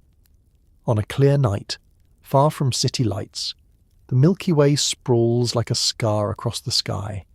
To the ancient Babylonians, meticulously recording planetary movements on cuneiform tablets from the 7th century BC onward, the heavens were a divine script, but also a potential arsenal. Across cultures, myths speak of a destroyer, a celestial agent of apocalypse, the Greek Phaeton who nearly burned the world in a runaway sun chariot, the Norse Fenrir wolf whose wrath shakes the stars, the Nibiru of Babylonian lore. Modern astronomy dismisses these as pure myth. Yet, a persistent fringe theory, bolstered by the work of astronomers like Victor Klube and Bill Napier, suggests these stories are the cultural memory of a real, recurring cosmic threat, asteroid or comet bombardment, and that ancient astronomer priests guarded this terrifying knowledge, using predictions of celestial cycles to cement their earthly power through cycles of fear and renewal. The mainstream fact is the undeniable astronomical sophistication of ancient cultures. The Babylonian Venus tablets of Amisaduqa, circa 1600 BC, show precise observations. The Maya Dresden Codex contains accurate tables for predicting solar eclipses and the cycles of Venus. These were not stargazing for pleasure, they were high-stakes sciences of timekeeping and divination. The elite possessed this knowledge because it allowed them to speak for the gods, to predict the seasons, to legitimize their rule as mediators of cosmic order. But what if their observations also revealed a terrifying disorder, a pattern of destruction written in the stars and confirmed by ancestral trauma? This is where we venture into the territory of the coherent catastrophism hypothesis. It argues that our solar system passes through dense interstellar clouds, or the debris trails of fragmenting giant comets on a cyclical basis, perhaps every few thousand years, leading to increased bombardment from space. The evidence cited includes the widespread geologically attested Younger Dryas impact hypothesis, which proposes a comet airburst or multiple impacts around 12,800 years ago, contributing to extinctions and climate shift. Whether this specific event is validated, the geological record is clear. Earth has been struck before. The quirky fringe tidbit is the interpretation of ancient symbols. Could the ubiquitous symbol of the winged disk or the solar bark be a stylized representation of a comet with a pronounced tail? Could myths of a fire-breathing dragon in the sky describe the visage of a fragmented comet, its pieces appearing like a chain of glowing, terrifying heads? The dangerous secret, then, is not just the knowledge of past impacts, but the prediction of potential future ones based on observed cycles. An elite priesthood that could track the 70-year orbit of Halley's Comet, or identify a longer, more ominous cycle in the precession of the equinoxes, or the movement of a hypothetical dark star companion, held the ultimate trump card. In times of social unrest, they could point to ominous celestial signs, a strange comet, an unusual meteor shower, and declare that the destroyer was nearing, that the gods were angry, and that only massive societal unity under their command, accompanied by specific sacrifices and rituals, could avert disaster. The secret weapon was not a physical object, but the psychological manipulation of an existential threat. Consider the legend of the Maya god Bolonyokte-Ku, associated with war, conflict, and the underworld, whose return was anticipated at the end of a major calendrical cycle. While the 2012 end-of-the-world hype was a modern misinterpretation, it stemmed from a real Maya belief in cyclical eras of destruction and renewal. The elite who controlled the calendar controlled the narrative of time itself. They could declare the closing of an old, corrupt era and the dawning of a new one, a transition that invariably required their leadership to navigate. The celestial weapon was a narrative device to periodically reset the social contract on their own terms. Scholars still fiercely debate whether any ancient culture possessed the predictive capability to forecast long-period comet impacts with any accuracy, or if the cataclysm myths are simply a universal human response to traumatic but random events, like volcanic eruptions or tsunamis, projected onto the sky. Yet, the global consistency of the destroyer from heaven archetype is striking. The secret guarded may have been less about precise astronomical calculations and more about the framework. The understanding that the sky is not eternally benign, that history is punctuated by catastrophe, and that their role was to be the indispensable interpreters, and thus the potential deflectors of this cosmic violence. In the modern world, we have our own versions of this. We track near-Earth objects, NEOs, with satellites and telescopes. The knowledge is public, but its management and any potential response would be the ultimate elite domain, a matter of global state secrecy. The ancient pattern repeats: specialized knowledge of a cosmic threat creates a priesthood, now of astrophysicists and defense officials, with unique authority. The celestial weapon, whether a comet or the fear of it, remains a potent tool for consolidating power because it speaks to the most fundamental human desire, survival, and from the terror of the sky, we now turn to its beauty and order, to the machines that may have once measured its rhythms with a precision that shocks us. The clockwork of the heavens, in the silent blue depths of the Aegean Sea, a corroded lump of bronze and wood was hauled from a Roman shipwreck in 1901. Designated the Antikythera mechanism, it languished for decades before modern imaging revealed its breathtaking complexity. An intricate assembly of at least 30 meshing bronze gears, housed in a wooden case bearing inscriptions of the planets and zodiac signs. Dated to the 2nd century BC, it is a working model of the universe, a mechanical computer that could predict eclipses, track the 4-year cycle of the Olympic Games, and model the irregular motions of the moon. Mainstream archaeology now celebrates it as a singular marvel of ancient Greek engineering. But the dangerous secret it implies is far broader, that such devices were not singular. They were likely the refined products of a lost tradition of precision mechanics, and the elite who owned them didn't just track time, they owned it, treating the predictable cycles of the cosmos as a tangible force to be manipulated for earthly power. The solid, revolutionary fact is the mechanism itself. Research led by the International Antikythera Mechanism Research Project has deciphered its functions. It used a complex differential gear, a technological sophistication not seen again until the 14th century AD. It could calculate the 223-month Saros cycle for predicting eclipses, events of immense political and religious significance. This device proves that the intellectual framework for high-grade mechanics existed in the Hellenistic world. The secret is not its existence, but its implied context. An object this advanced does not emerge from a vacuum. It suggests a school of thought, a workshop tradition, and a clientele for whom such knowledge was critical. Who were they? This is where we move from accepted scholarship to reasoned speculation.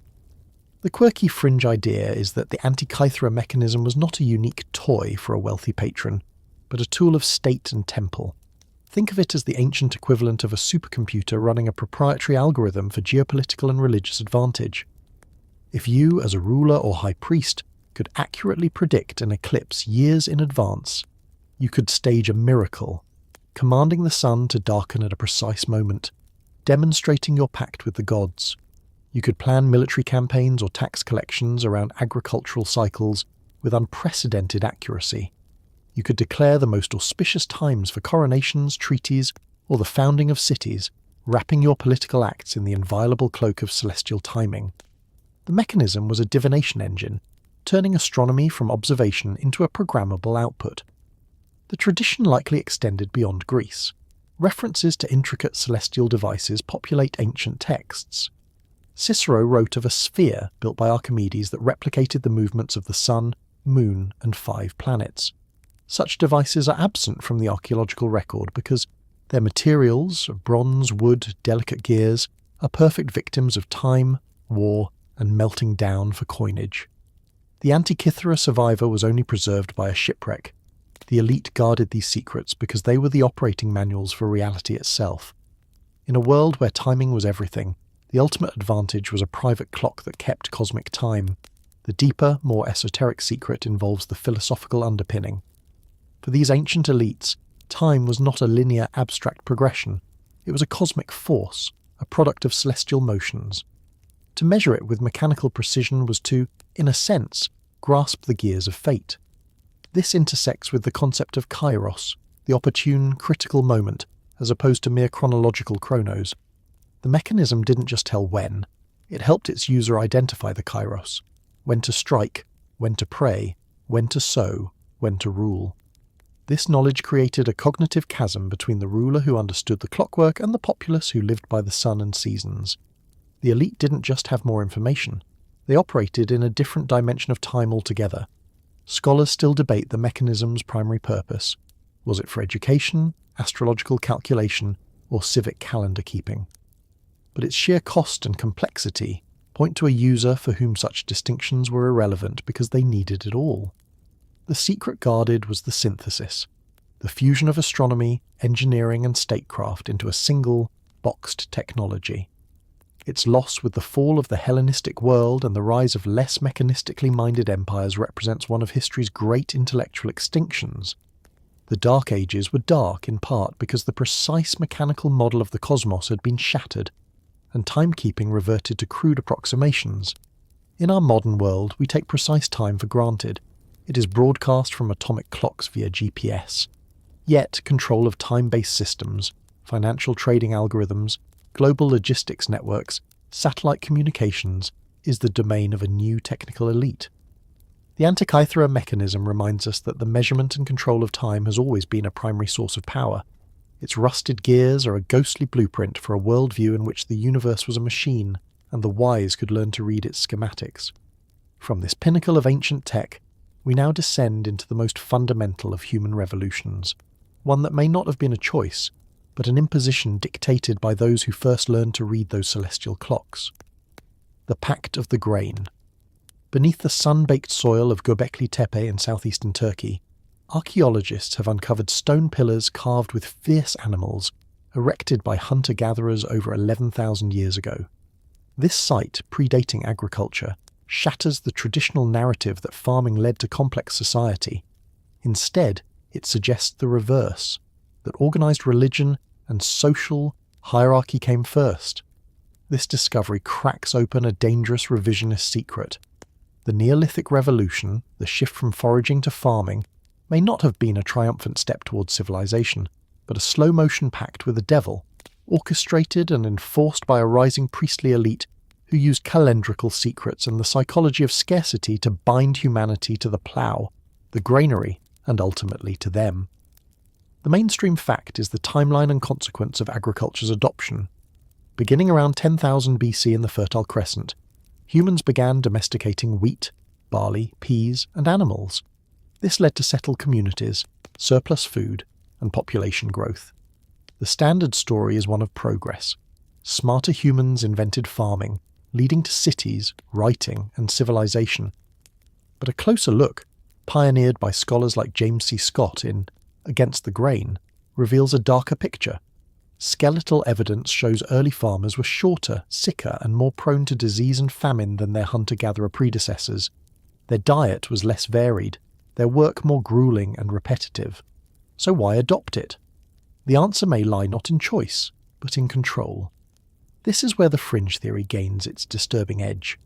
Göbekli Tepe, a monumental cult centre built by non-sedentary people, suggests that a religious elite existed before surplus grain.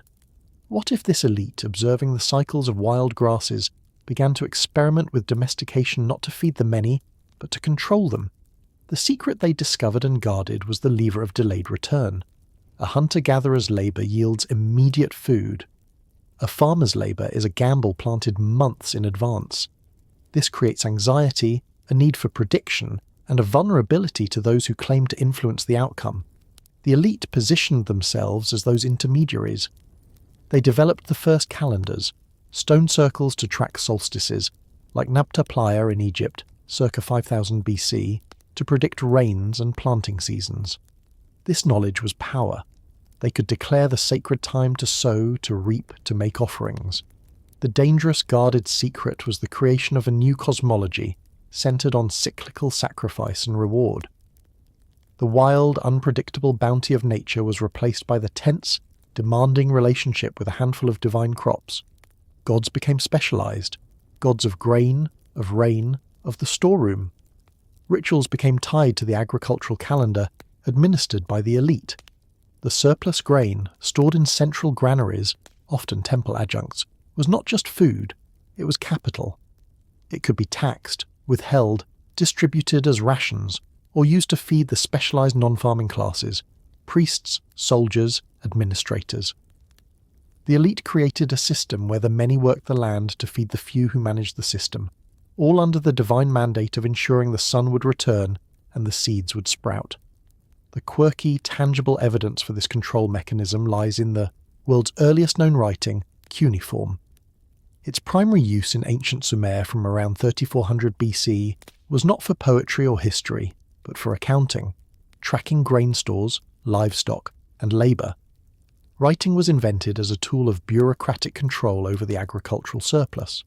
The elite guarded literacy as fiercely as they guarded the seed stock of elite grain varieties.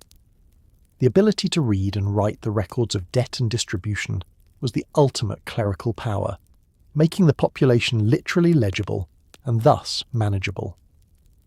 The pact was now written in stone. Scholars still debate whether agriculture was a trap or an adaptation to climatic change and population pressure. But the Göbekli Tepe anomaly forces a reconsideration. Could a powerful cult seeking to anchor a mobile population to its ritual centre have encouraged or even enforced the cultivation of grains to provide predictable feasts and offerings? The shift may have been a top-down social engineering project, not a bottom-up innovation.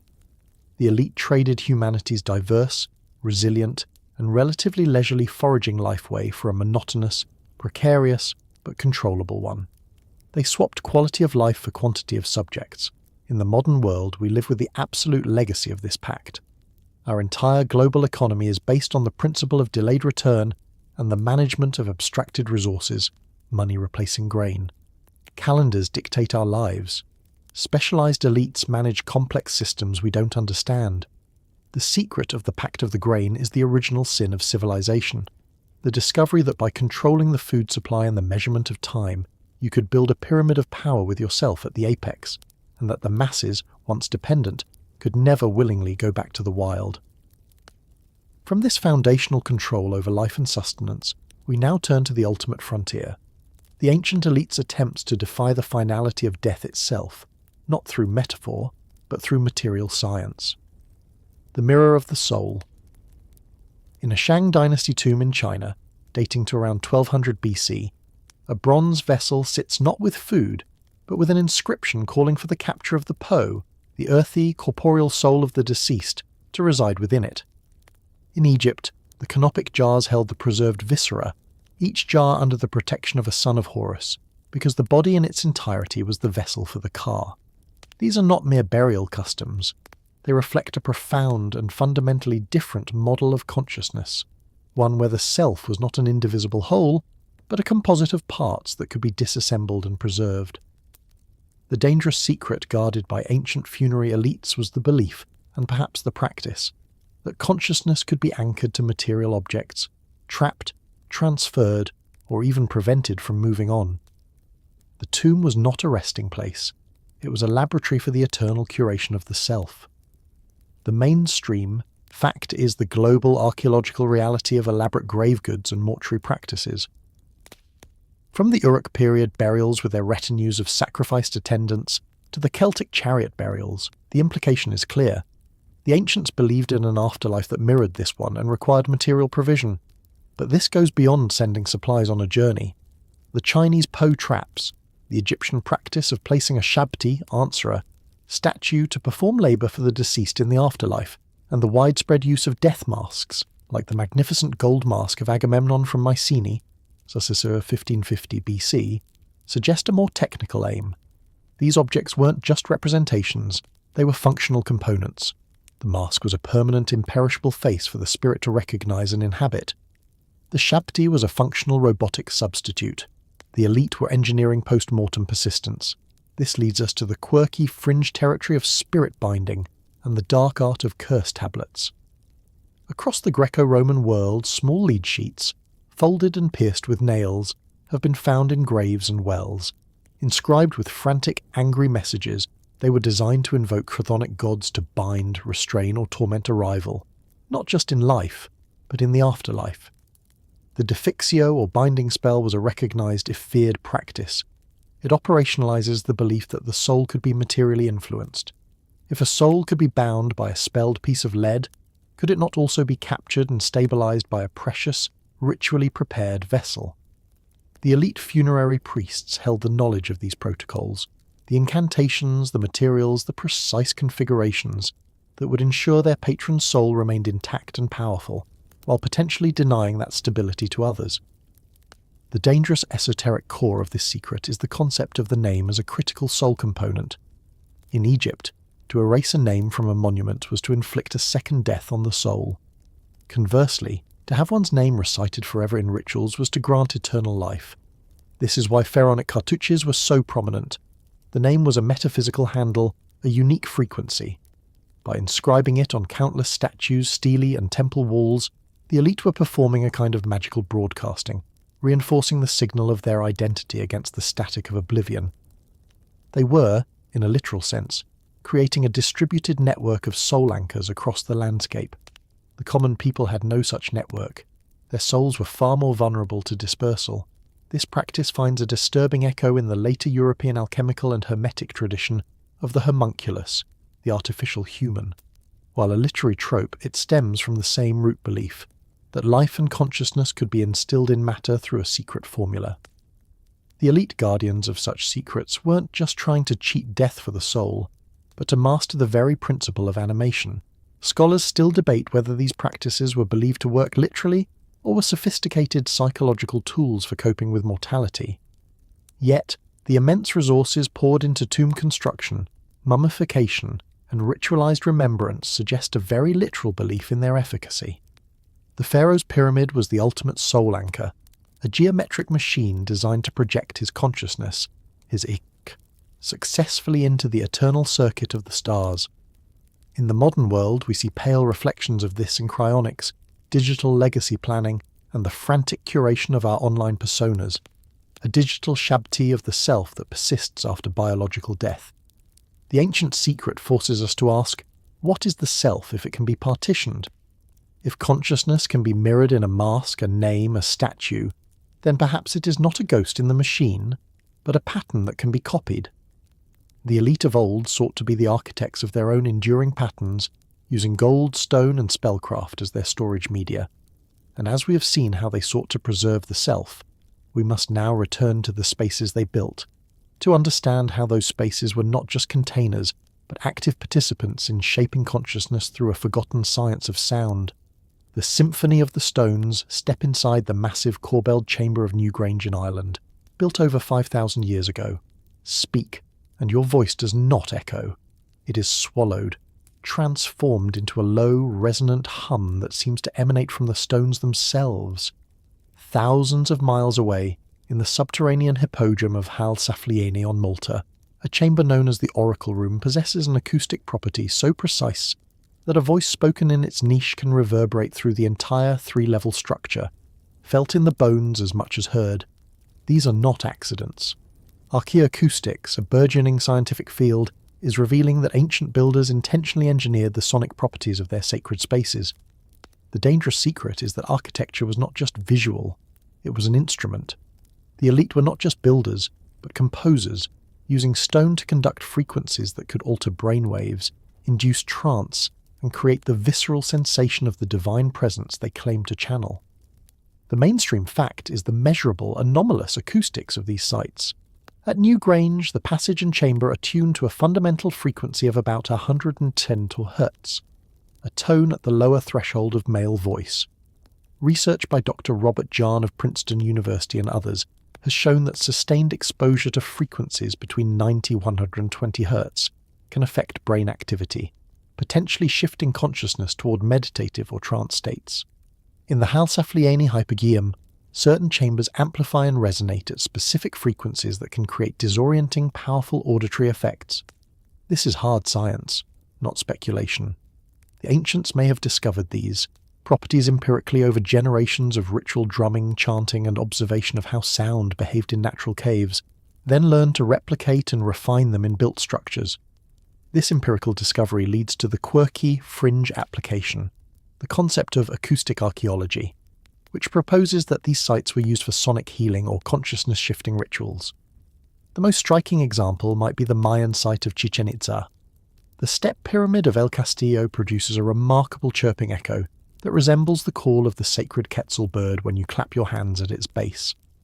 At the Great Ball Court, a whisper at one end can be clearly heard 135 meters away at the other. These are often presented as curiosities, but what if they were features?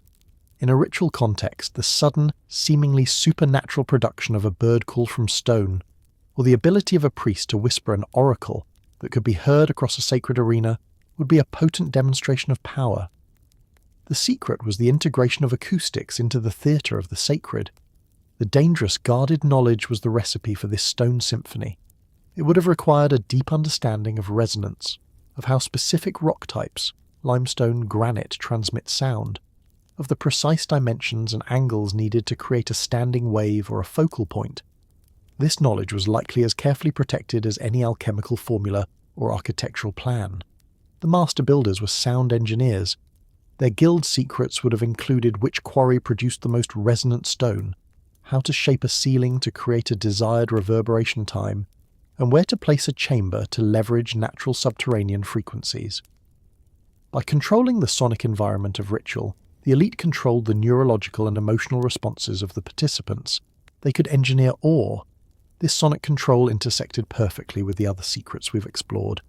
Imagine a ceremony in a chamber like New Grange. The architecture produces a deep 110 Hz drone, the primordial hum.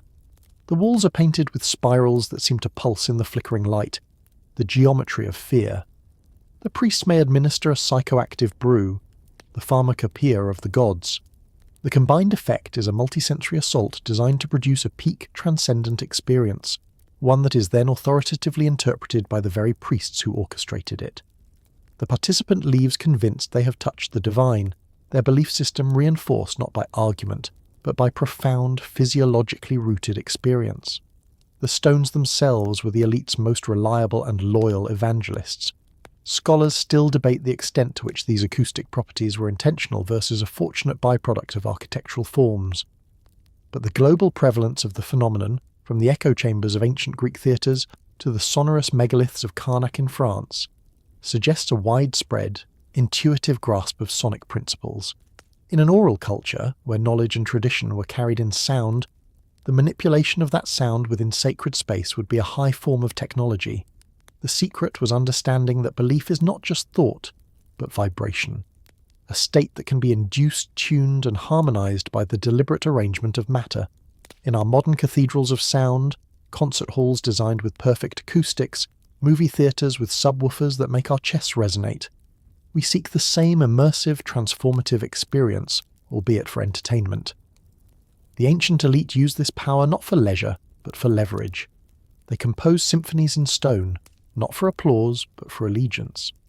And as we consider the patterns they etched into the world and the mind, we must now examine the most persistent pattern of all, a number that recurs with such insistence across cosmology, biology, and myth that it hints at a fundamental, observed law of reality, a law the elite may have sought to wield. The unwritten law of 7.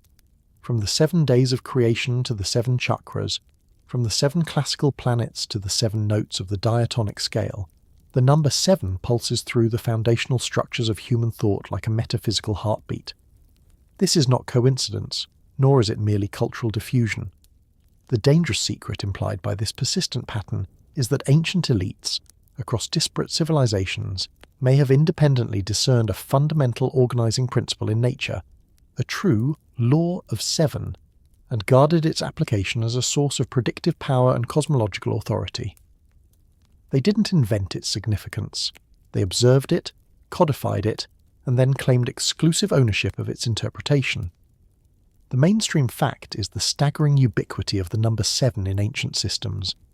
The Babylonians, who gave us the 7-day week, identified 7 celestial wanderers: Sun, Moon, Mercury, Venus, Mars, Jupiter, Saturn. The Greeks spoke of 7 sages and 7 wonders. The Vedic system has 7 worlds and 7 seas. In biology, the phases of the moon are roughly 4 cycles of 7 days, and human facial recognition is tuned to a pattern of 7 key features. This prevalence suggests that 7 represents a cognitive or phenomenological limit, what psychologist George Miller termed the magical number 7 plus or minus 2, the average number of items the human working memory can hold. The ancients may have intuitively recognized this cognitive bottleneck and projected it onto the cosmos, or they may have been recording something more profound.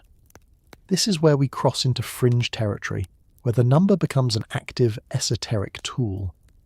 The quirky, speculative theory posits that 7 is not just a count, but a process, a model of cyclical development and transformation. This is most clearly seen in the ancient mystical system of the ray of creation as described in later esoteric schools like the Fourth Way, which itself claims ancient roots. It depicts a descending octave of 7 steps from the absolute to the moon, with the 8th note beginning a new cycle.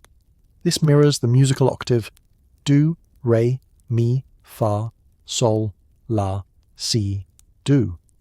The critical guarded insight was the existence of 2 intervals or shocks in this progression, between mi and fa and between see and do, where external energy is required for the process to continue. In practical terms, elites who understood this law could identify critical junctures in any process, the growth of a crop, the rise of a dynasty, the cycle of an economy, and apply a precisely timed shock, a ritual, a policy, a sacrifice, to steer the outcome. The dangerous power of this secret lay in its application to statecraft and psychology. If human development, societal cycles, and even spiritual ascent follow a 7-stage law, then the elite who purported to understand those stages could position themselves as the necessary guides, the providers of the crucial shock at the right moment. Consider the 7 stages of initiation in the Mithric mysteries, or the 7-circuit labyrinth found from ancient Crete to medieval cathedrals, a path requiring 7 turns to the centre. These were not arbitrary numbers. They were maps of a transformative journey, controlled by the priesthood. By controlling the map, they controlled the destination. This concept finds a startling echo in modern systems theory and developmental psychology, which often identify stage-based models, like Piaget's 7 stages of child development or the 7 stages of grief. Scholars still debate whether the ancient obsession with 7 reflects a deep, intuitive grasp of a real, fractal-like pattern in nature. Think of the 7 colours in a rainbow, a result of the physics of light refraction, or if it is a self-perpetuating meme born from early astronomical observations, the 7 visible planets, that then coloured all subsequent thought. But its consistency suggests an observation of a pattern so pervasive it demanded integration into every model of reality. For the ruling elite, the unwritten law of 7 was a master key. It could organise time, the week, space, the 7 directions, north, south, east, west, up, down and centre, society, the 7-tiered social hierarchies often seen in caste systems, and the human being itself, the 7 energy centres, the 7 ages of man. By promulgating a cosmology based on 7, they created a universe that was orderly, predictable, and most importantly, interpretable only by them. The chaos of existence was tamed into a repeating knowable octave, and they held the sheet music. In our contemporary world, the power of 7 has been diluted but not destroyed. We still structure our time in weeks. We tell stories in 3-act structures, which often subdivide into 7 beats, and we are drawn to sets of 7 ins, everything from management principles to self-help steps. The ancient secret whispers that this is not arbitrary, but the ghost of a lost science, a science of process and interval that viewed the universe as a great resonating scale. And from this pinnacle of abstract numerical power, we descend into the most intimate and ambitious application of all, the attempt to use such laws not just to understand or control the world, but to fundamentally and permanently alter the human vessel itself. The perfected body. Deep within the vaults of a Renaissance alchemist's laboratory, amidst retorts and alembics, the true goal was not gleaming in a crucible. The pursuit of the philosopher's stone was always a dual quest. The great work, magnum opus, sought not only to transmute base metal into gold, but, in its highest arcane form, to transmute the base human body into a perfected immortal vessel, the corpus glorificatum. This is not medieval fantasy. From the Chinese Taoist adepts seeking the golden elixir for physical immortality, to the Indian Siddha tradition's quest for the Kaya Kalpa, a radical rejuvenation of the body, a global elite pursued a dangerous, literal science of physiological transformation. The secret they guarded was the belief that immortality was not a spiritual abstraction, but an alchemical engineering problem, and the laboratory was their own flesh. The mainstream historical fact is the extensive documented practice of proto-chemistry aimed at longevity. Chinese Emperor Qin Shi Huang, 210 BC, famously dispatched expeditions to find the elixir of life and consumed mercury pills, which likely contributed to his death. The first emperor's quest exemplifies the elite's desperate, literal belief in material immortality. In the West, figures like the Count of Saint-Germain in the 18th century were rumoured to possess life-extending elixirs. These pursuits, while often fatal, were grounded in a materialist worldview. The body was a compound, and like any compound, its degradation could be halted or reversed with the correct formula. The secret was the formula itself, a blend of mineral, plant and ritual knowledge.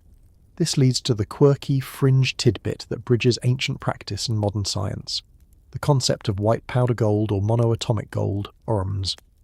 Popularised by late 20th century fringe researchers like David Hudson, it claims that alchemists weren't seeking metallic gold, but a superconductive high-spin state of gold and platinum group elements that, when ingested, would alter DNA, enhance consciousness, and levitate the body, literally lightening it. While scoffed at by mainstream chemistry, the theory fascinatingly mirrors alchemical descriptions of the philosopher's stone as a white, powdery substance that could be ingested. Whether such a substance exists is irrelevant to the historical fact.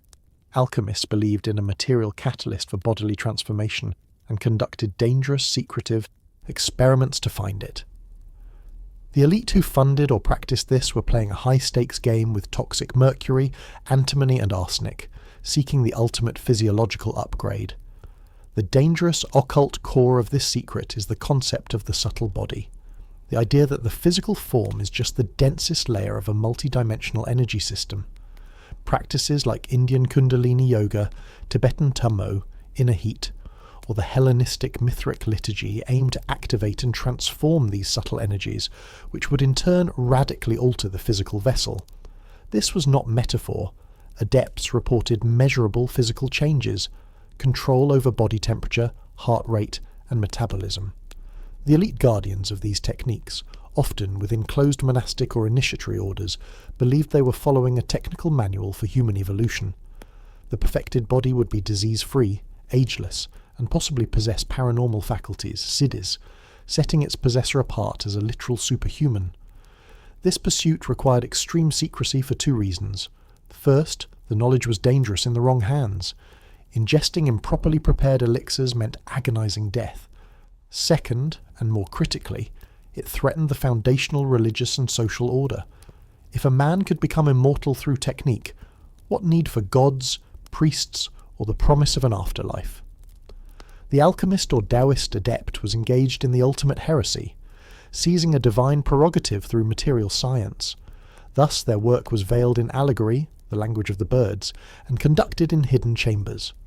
Their manuscripts are filled with deliberate obfuscation to protect the powerful and potentially destabilizing truth they pursued. Scholars still debate whether these traditions were purely symbolic psychological journeys, where lead to gold represents the purification of the soul, or if they maintained a genuine, if prescientific strand of experimental pharmacology and physiology. The evidence points to both, a profound inner journey and a literal, often toxic, material practice. The elite who engaged in it were perhaps history's most radical transhumanists, unwilling to accept the decay of the flesh as inevitable. They saw death not as a spiritual transition, but as the ultimate engineering failure. In today's world, this ancient secret has not vanished. It has merely changed its vocabulary. We now have Silicon Valley billionaires funding research into epigenetic reprogramming, cryonics, and brain-computer interfaces, all aimed at radically extending health span and ultimately conquering death. The goal is identical, the perfected body. The ancient alchemists, with their mercury and mandalas, were the pioneers of this transhumanist dream. Their dangerous secret was the audacious belief that the human form is not an endpoint, but a prototype, and that the elite, those with the knowledge, the resources, and the ruthlessness to experiment on the very frontier of being, could draft the blueprints for the next model. And as we approach the final secrets, we must confront the ultimate purpose of such power, not just to transcend limits, but to manage the terrifying chaos that underpins all human societies, the gatekeepers of the labyrinth. At the heart of the Palace of Knossos, the legend speaks of the Minotaur, a monstrous hybrid confined within a vast, inescapable labyrinth. The standard myth is a tale of heroism. Theseus slays the beast. But viewed through the lens of statecraft, the story encodes a far darker, more practical secret. The labyrinth was not a prison for the monster was the labyrinth. The Minotaur, demanding a periodic tribute of Athenian youths and maidens, represents a calculated, ritualized mechanism for managing chaos, surplus population, and social fear. The dangerous secret guarded by King Minos and his priestly elite was not the existence of the monster, but the knowledge of how to use controlled sacrificial chaos, a contained periodic horror, to maintain the stability and authority of the state. The mainstream fact is the archaeological reality of Knossos and the pervasiveness of labyrinth symbols in Minoan culture. The palace complex itself, with its bewildering corridors and sudden courtyards, may have inspired the labyrinth myth. Furthermore, bull leaping, taurokathapsia, was a central dangerous ritual in Minoan society, depicted in frescoes. This was not mere sport. It was a display of elite mastery over the ultimate symbol of untamed power, the bull. The myth of the Minotaur, the bull man, fuses this symbol of chaos with the human, placing it at the administrative centre of the kingdom. The elite didn't just fear chaos, they institutionalized it, gave it a name, and scheduled its feeding times. This is where the fringe psychological interpretation becomes compelling. The labyrinth is a metaphor for the state bureaucracy itself, a complex system only the elite, the gatekeepers, can navigate. The Minotaur is the terrifying arbitrary violence that the state can unleash, but which is usually contained within the procedural maze. The sacrificial tribute represents the price of social order, the tax, the conscripted soldier, the criminal sentenced to death, the scapegoat group blamed in times of crisis. By making this sacrifice ritualized and predictable, the elite channeled societal anxiety and aggression toward a sanctioned outlet. They transformed random, destabilizing violence into a scheduled, state-managed event that ultimately reinforced their role as the essential protectors. Without them, the labyrinth had no walls. The monster would be loose. The dangerous practical application of this secret is visible in history's darkest institutions. The Roman Circus Maximus and the gladiatorial games were not mere entertainment. They were state-sponsored spectacles of controlled chaos and sanctioned death, a pressure valve for the urban populace, distracting them from political disenfranchisement. The Aztec flowery wars were arguably not wars of conquest, but ritually constrained conflicts designed to produce a steady supply of captives for sacrifice, a grim regulatory mechanism for cosmic and social order. In each case, the elite positioned themselves as the indispensable mediators between the people and the terrifying forces of divine wrath, of societal collapse, of pure violence that the monster represented. The secret's potency lay in its dual narrative. To the masses, the Minotaur was a terrifying external threat that required the king's strong governance to contain. To the inner elite, the Minotaur was a useful social tool. Scholars still debate whether the Minoans actually practiced human sacrifice. Evidence is contentious, but the power of the myth is undeniable. It encapsulates a universal principle of power, that a perceived external threat, even one of one's own creation or curation, is the most effective tool for consolidating internal loyalty and justifying authority. The gatekeepers do not just guard the secret of the monster, they guard the secret that the monster serves them. In the modern world, we have our own labyrinths and minotaurs. Endless Byzantine legal and regulatory systems are labyrinths only specialists can navigate. Our monsters are often abstract: economic crises, terrorist threats, pandemics. But the elite response follows the ancient pattern: declare a state of controlled emergency, demand sacrifices, austerity, surveillance, liberty, and position themselves as the only ones with the map and the sword to lead us through. The secret is the management of crisis as a governance strategy. Thus, the final secret of the gatekeepers is the understanding that absolute order is impossible, and that the attempt to create it leads to tyranny and collapse. Instead, the savvy elite allow a measure of chaos, but they contain it, ritualize it, and narrate it. They build the labyrinth, they name the monster, and they sell the tickets to the spectacle. They understand that a society needs not just order, but a story about the danger that order keeps at bay, and they ensure they are the authors and the gatekeepers of that story. As we reach our final section, we must ask, after peeling back these 20 layers of guarded knowledge, what remains? Is there a final, unifying truth behind all these dangerous secrets, one so simple and profound that its very obviousness is the ultimate concealment? The veil's final thread. After a journey through sonic science and eroded sphinxes, through geometric intimidation and eternal flames, through networks of information and blood, we arrive not at a thunderous revelation, but at a whisper. The final, most dangerous secret guarded by the elite across millennia may be disarmingly simple: that the power they hoarded was always, fundamentally, the power of narrative psychology. The true occult knowledge was, not a singular physics-defying technique, but the masterful empirical understanding that reality is shaped by the stories people believe about it, and that whoever controls the story controls the world. All the artifacts, rituals, and encoded wisdom were not ends in themselves, but props and scripts in an endless, high-stakes theatre of the mind. The Veil's final thread is the realization that we, the audience, have always been co-authors of our own subjugation, because we craved the story they were selling. We opened with the primordial hum, the idea of a foundational sound. Its power lay not in moving mountains, but in moving minds, in the story that the priest could make the earth sing, the blood of the Sphinx. A story of impossible antiquity that legitimized a ruling caste as inheritors of god-kings. The geometry of fear, the symphony of the stones. These were stories told in space and frequency, narratives of awe and submission encoded in environment. The Pact of the Grain was the most successful story ever told, that humanity must toil in anxiety for its bread, dependent on the interpreters of the seasons. Each secret was a chapter in a grand, meta-narrative designed to answer humanity's deepest anxieties about chaos, death, and the cosmos, and to position a specific group as the sole authors of the answers. The mainstream fact that anchors this conclusion is the universal human need for cognitive closure and meaning-making. Psychology confirms that we abhor uncertainty, and will embrace even a harmful narrative if it provides coherence. The ancient elites were the first, instinctive masters of this principle. They did not necessarily have better technology than the common farmer, though they sometimes did. They had a better, more compelling story.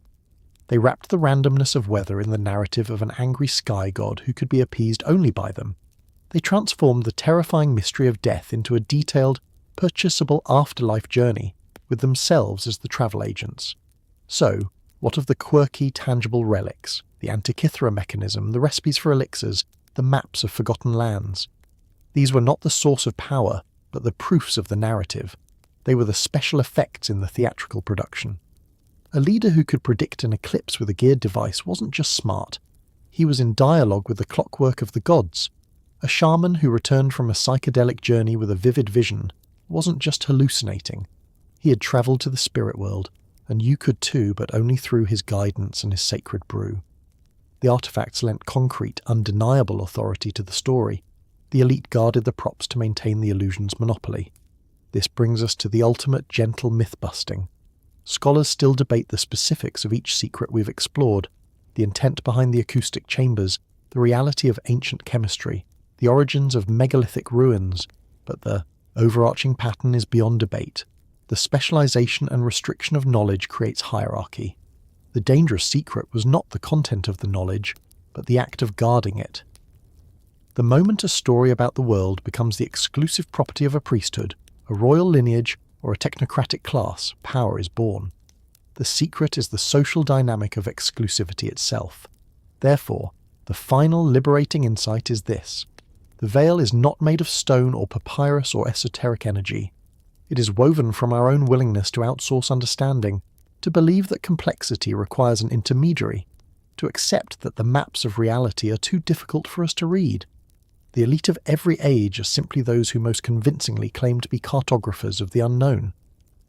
In our digital age, the new elite are the architects of algorithms and the curators of information streams, the new gatekeepers of a labyrinthine digital reality. The medium has changed, but the ancient story remains. Trust us, for we see the shape of things you cannot. So, as this exploration concludes, we are left not with a list of magical techniques to reclaim, but with a profound responsibility. The true antidote to the dangerous secrets of the past is not to unearth a lost elixir, but to cultivate intellectual sovereignty. It is to understand that every story about the world, no matter how ancient or authoritative, is a construct. The most revolutionary act is to look at the veil, recognize it as narrative, and realize that the only thing required to begin weaving a new one is the courage to pick up the thread. Conclusion. Our journey through 21 guarded secrets reveals a history not of magic, but of masterful human psychology. From the resonant chambers of Newgrange to the bloodline myths of kings, the consistent thread is the strategic application of mystery to manage perception and consolidate power. These secrets were dangerous not because they could topple mountains, but because they so effectively built prisons of the mind. The past is not a catalogue of losses, but a mirror.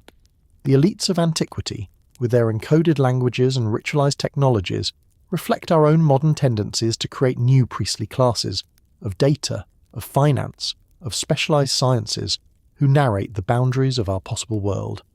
Yet this reflection holds not despair, but a quiet, potent inspiration. If power was built on the guarded story, then the future can be rewritten with a shared one. The final secret, it turns out, was ours all along, the untapped collective capacity to question, to learn, and to author, a reality where knowledge is not a fortress to be defended, but a light meant to be passed hand to hand until the entire labyrinth is illuminated.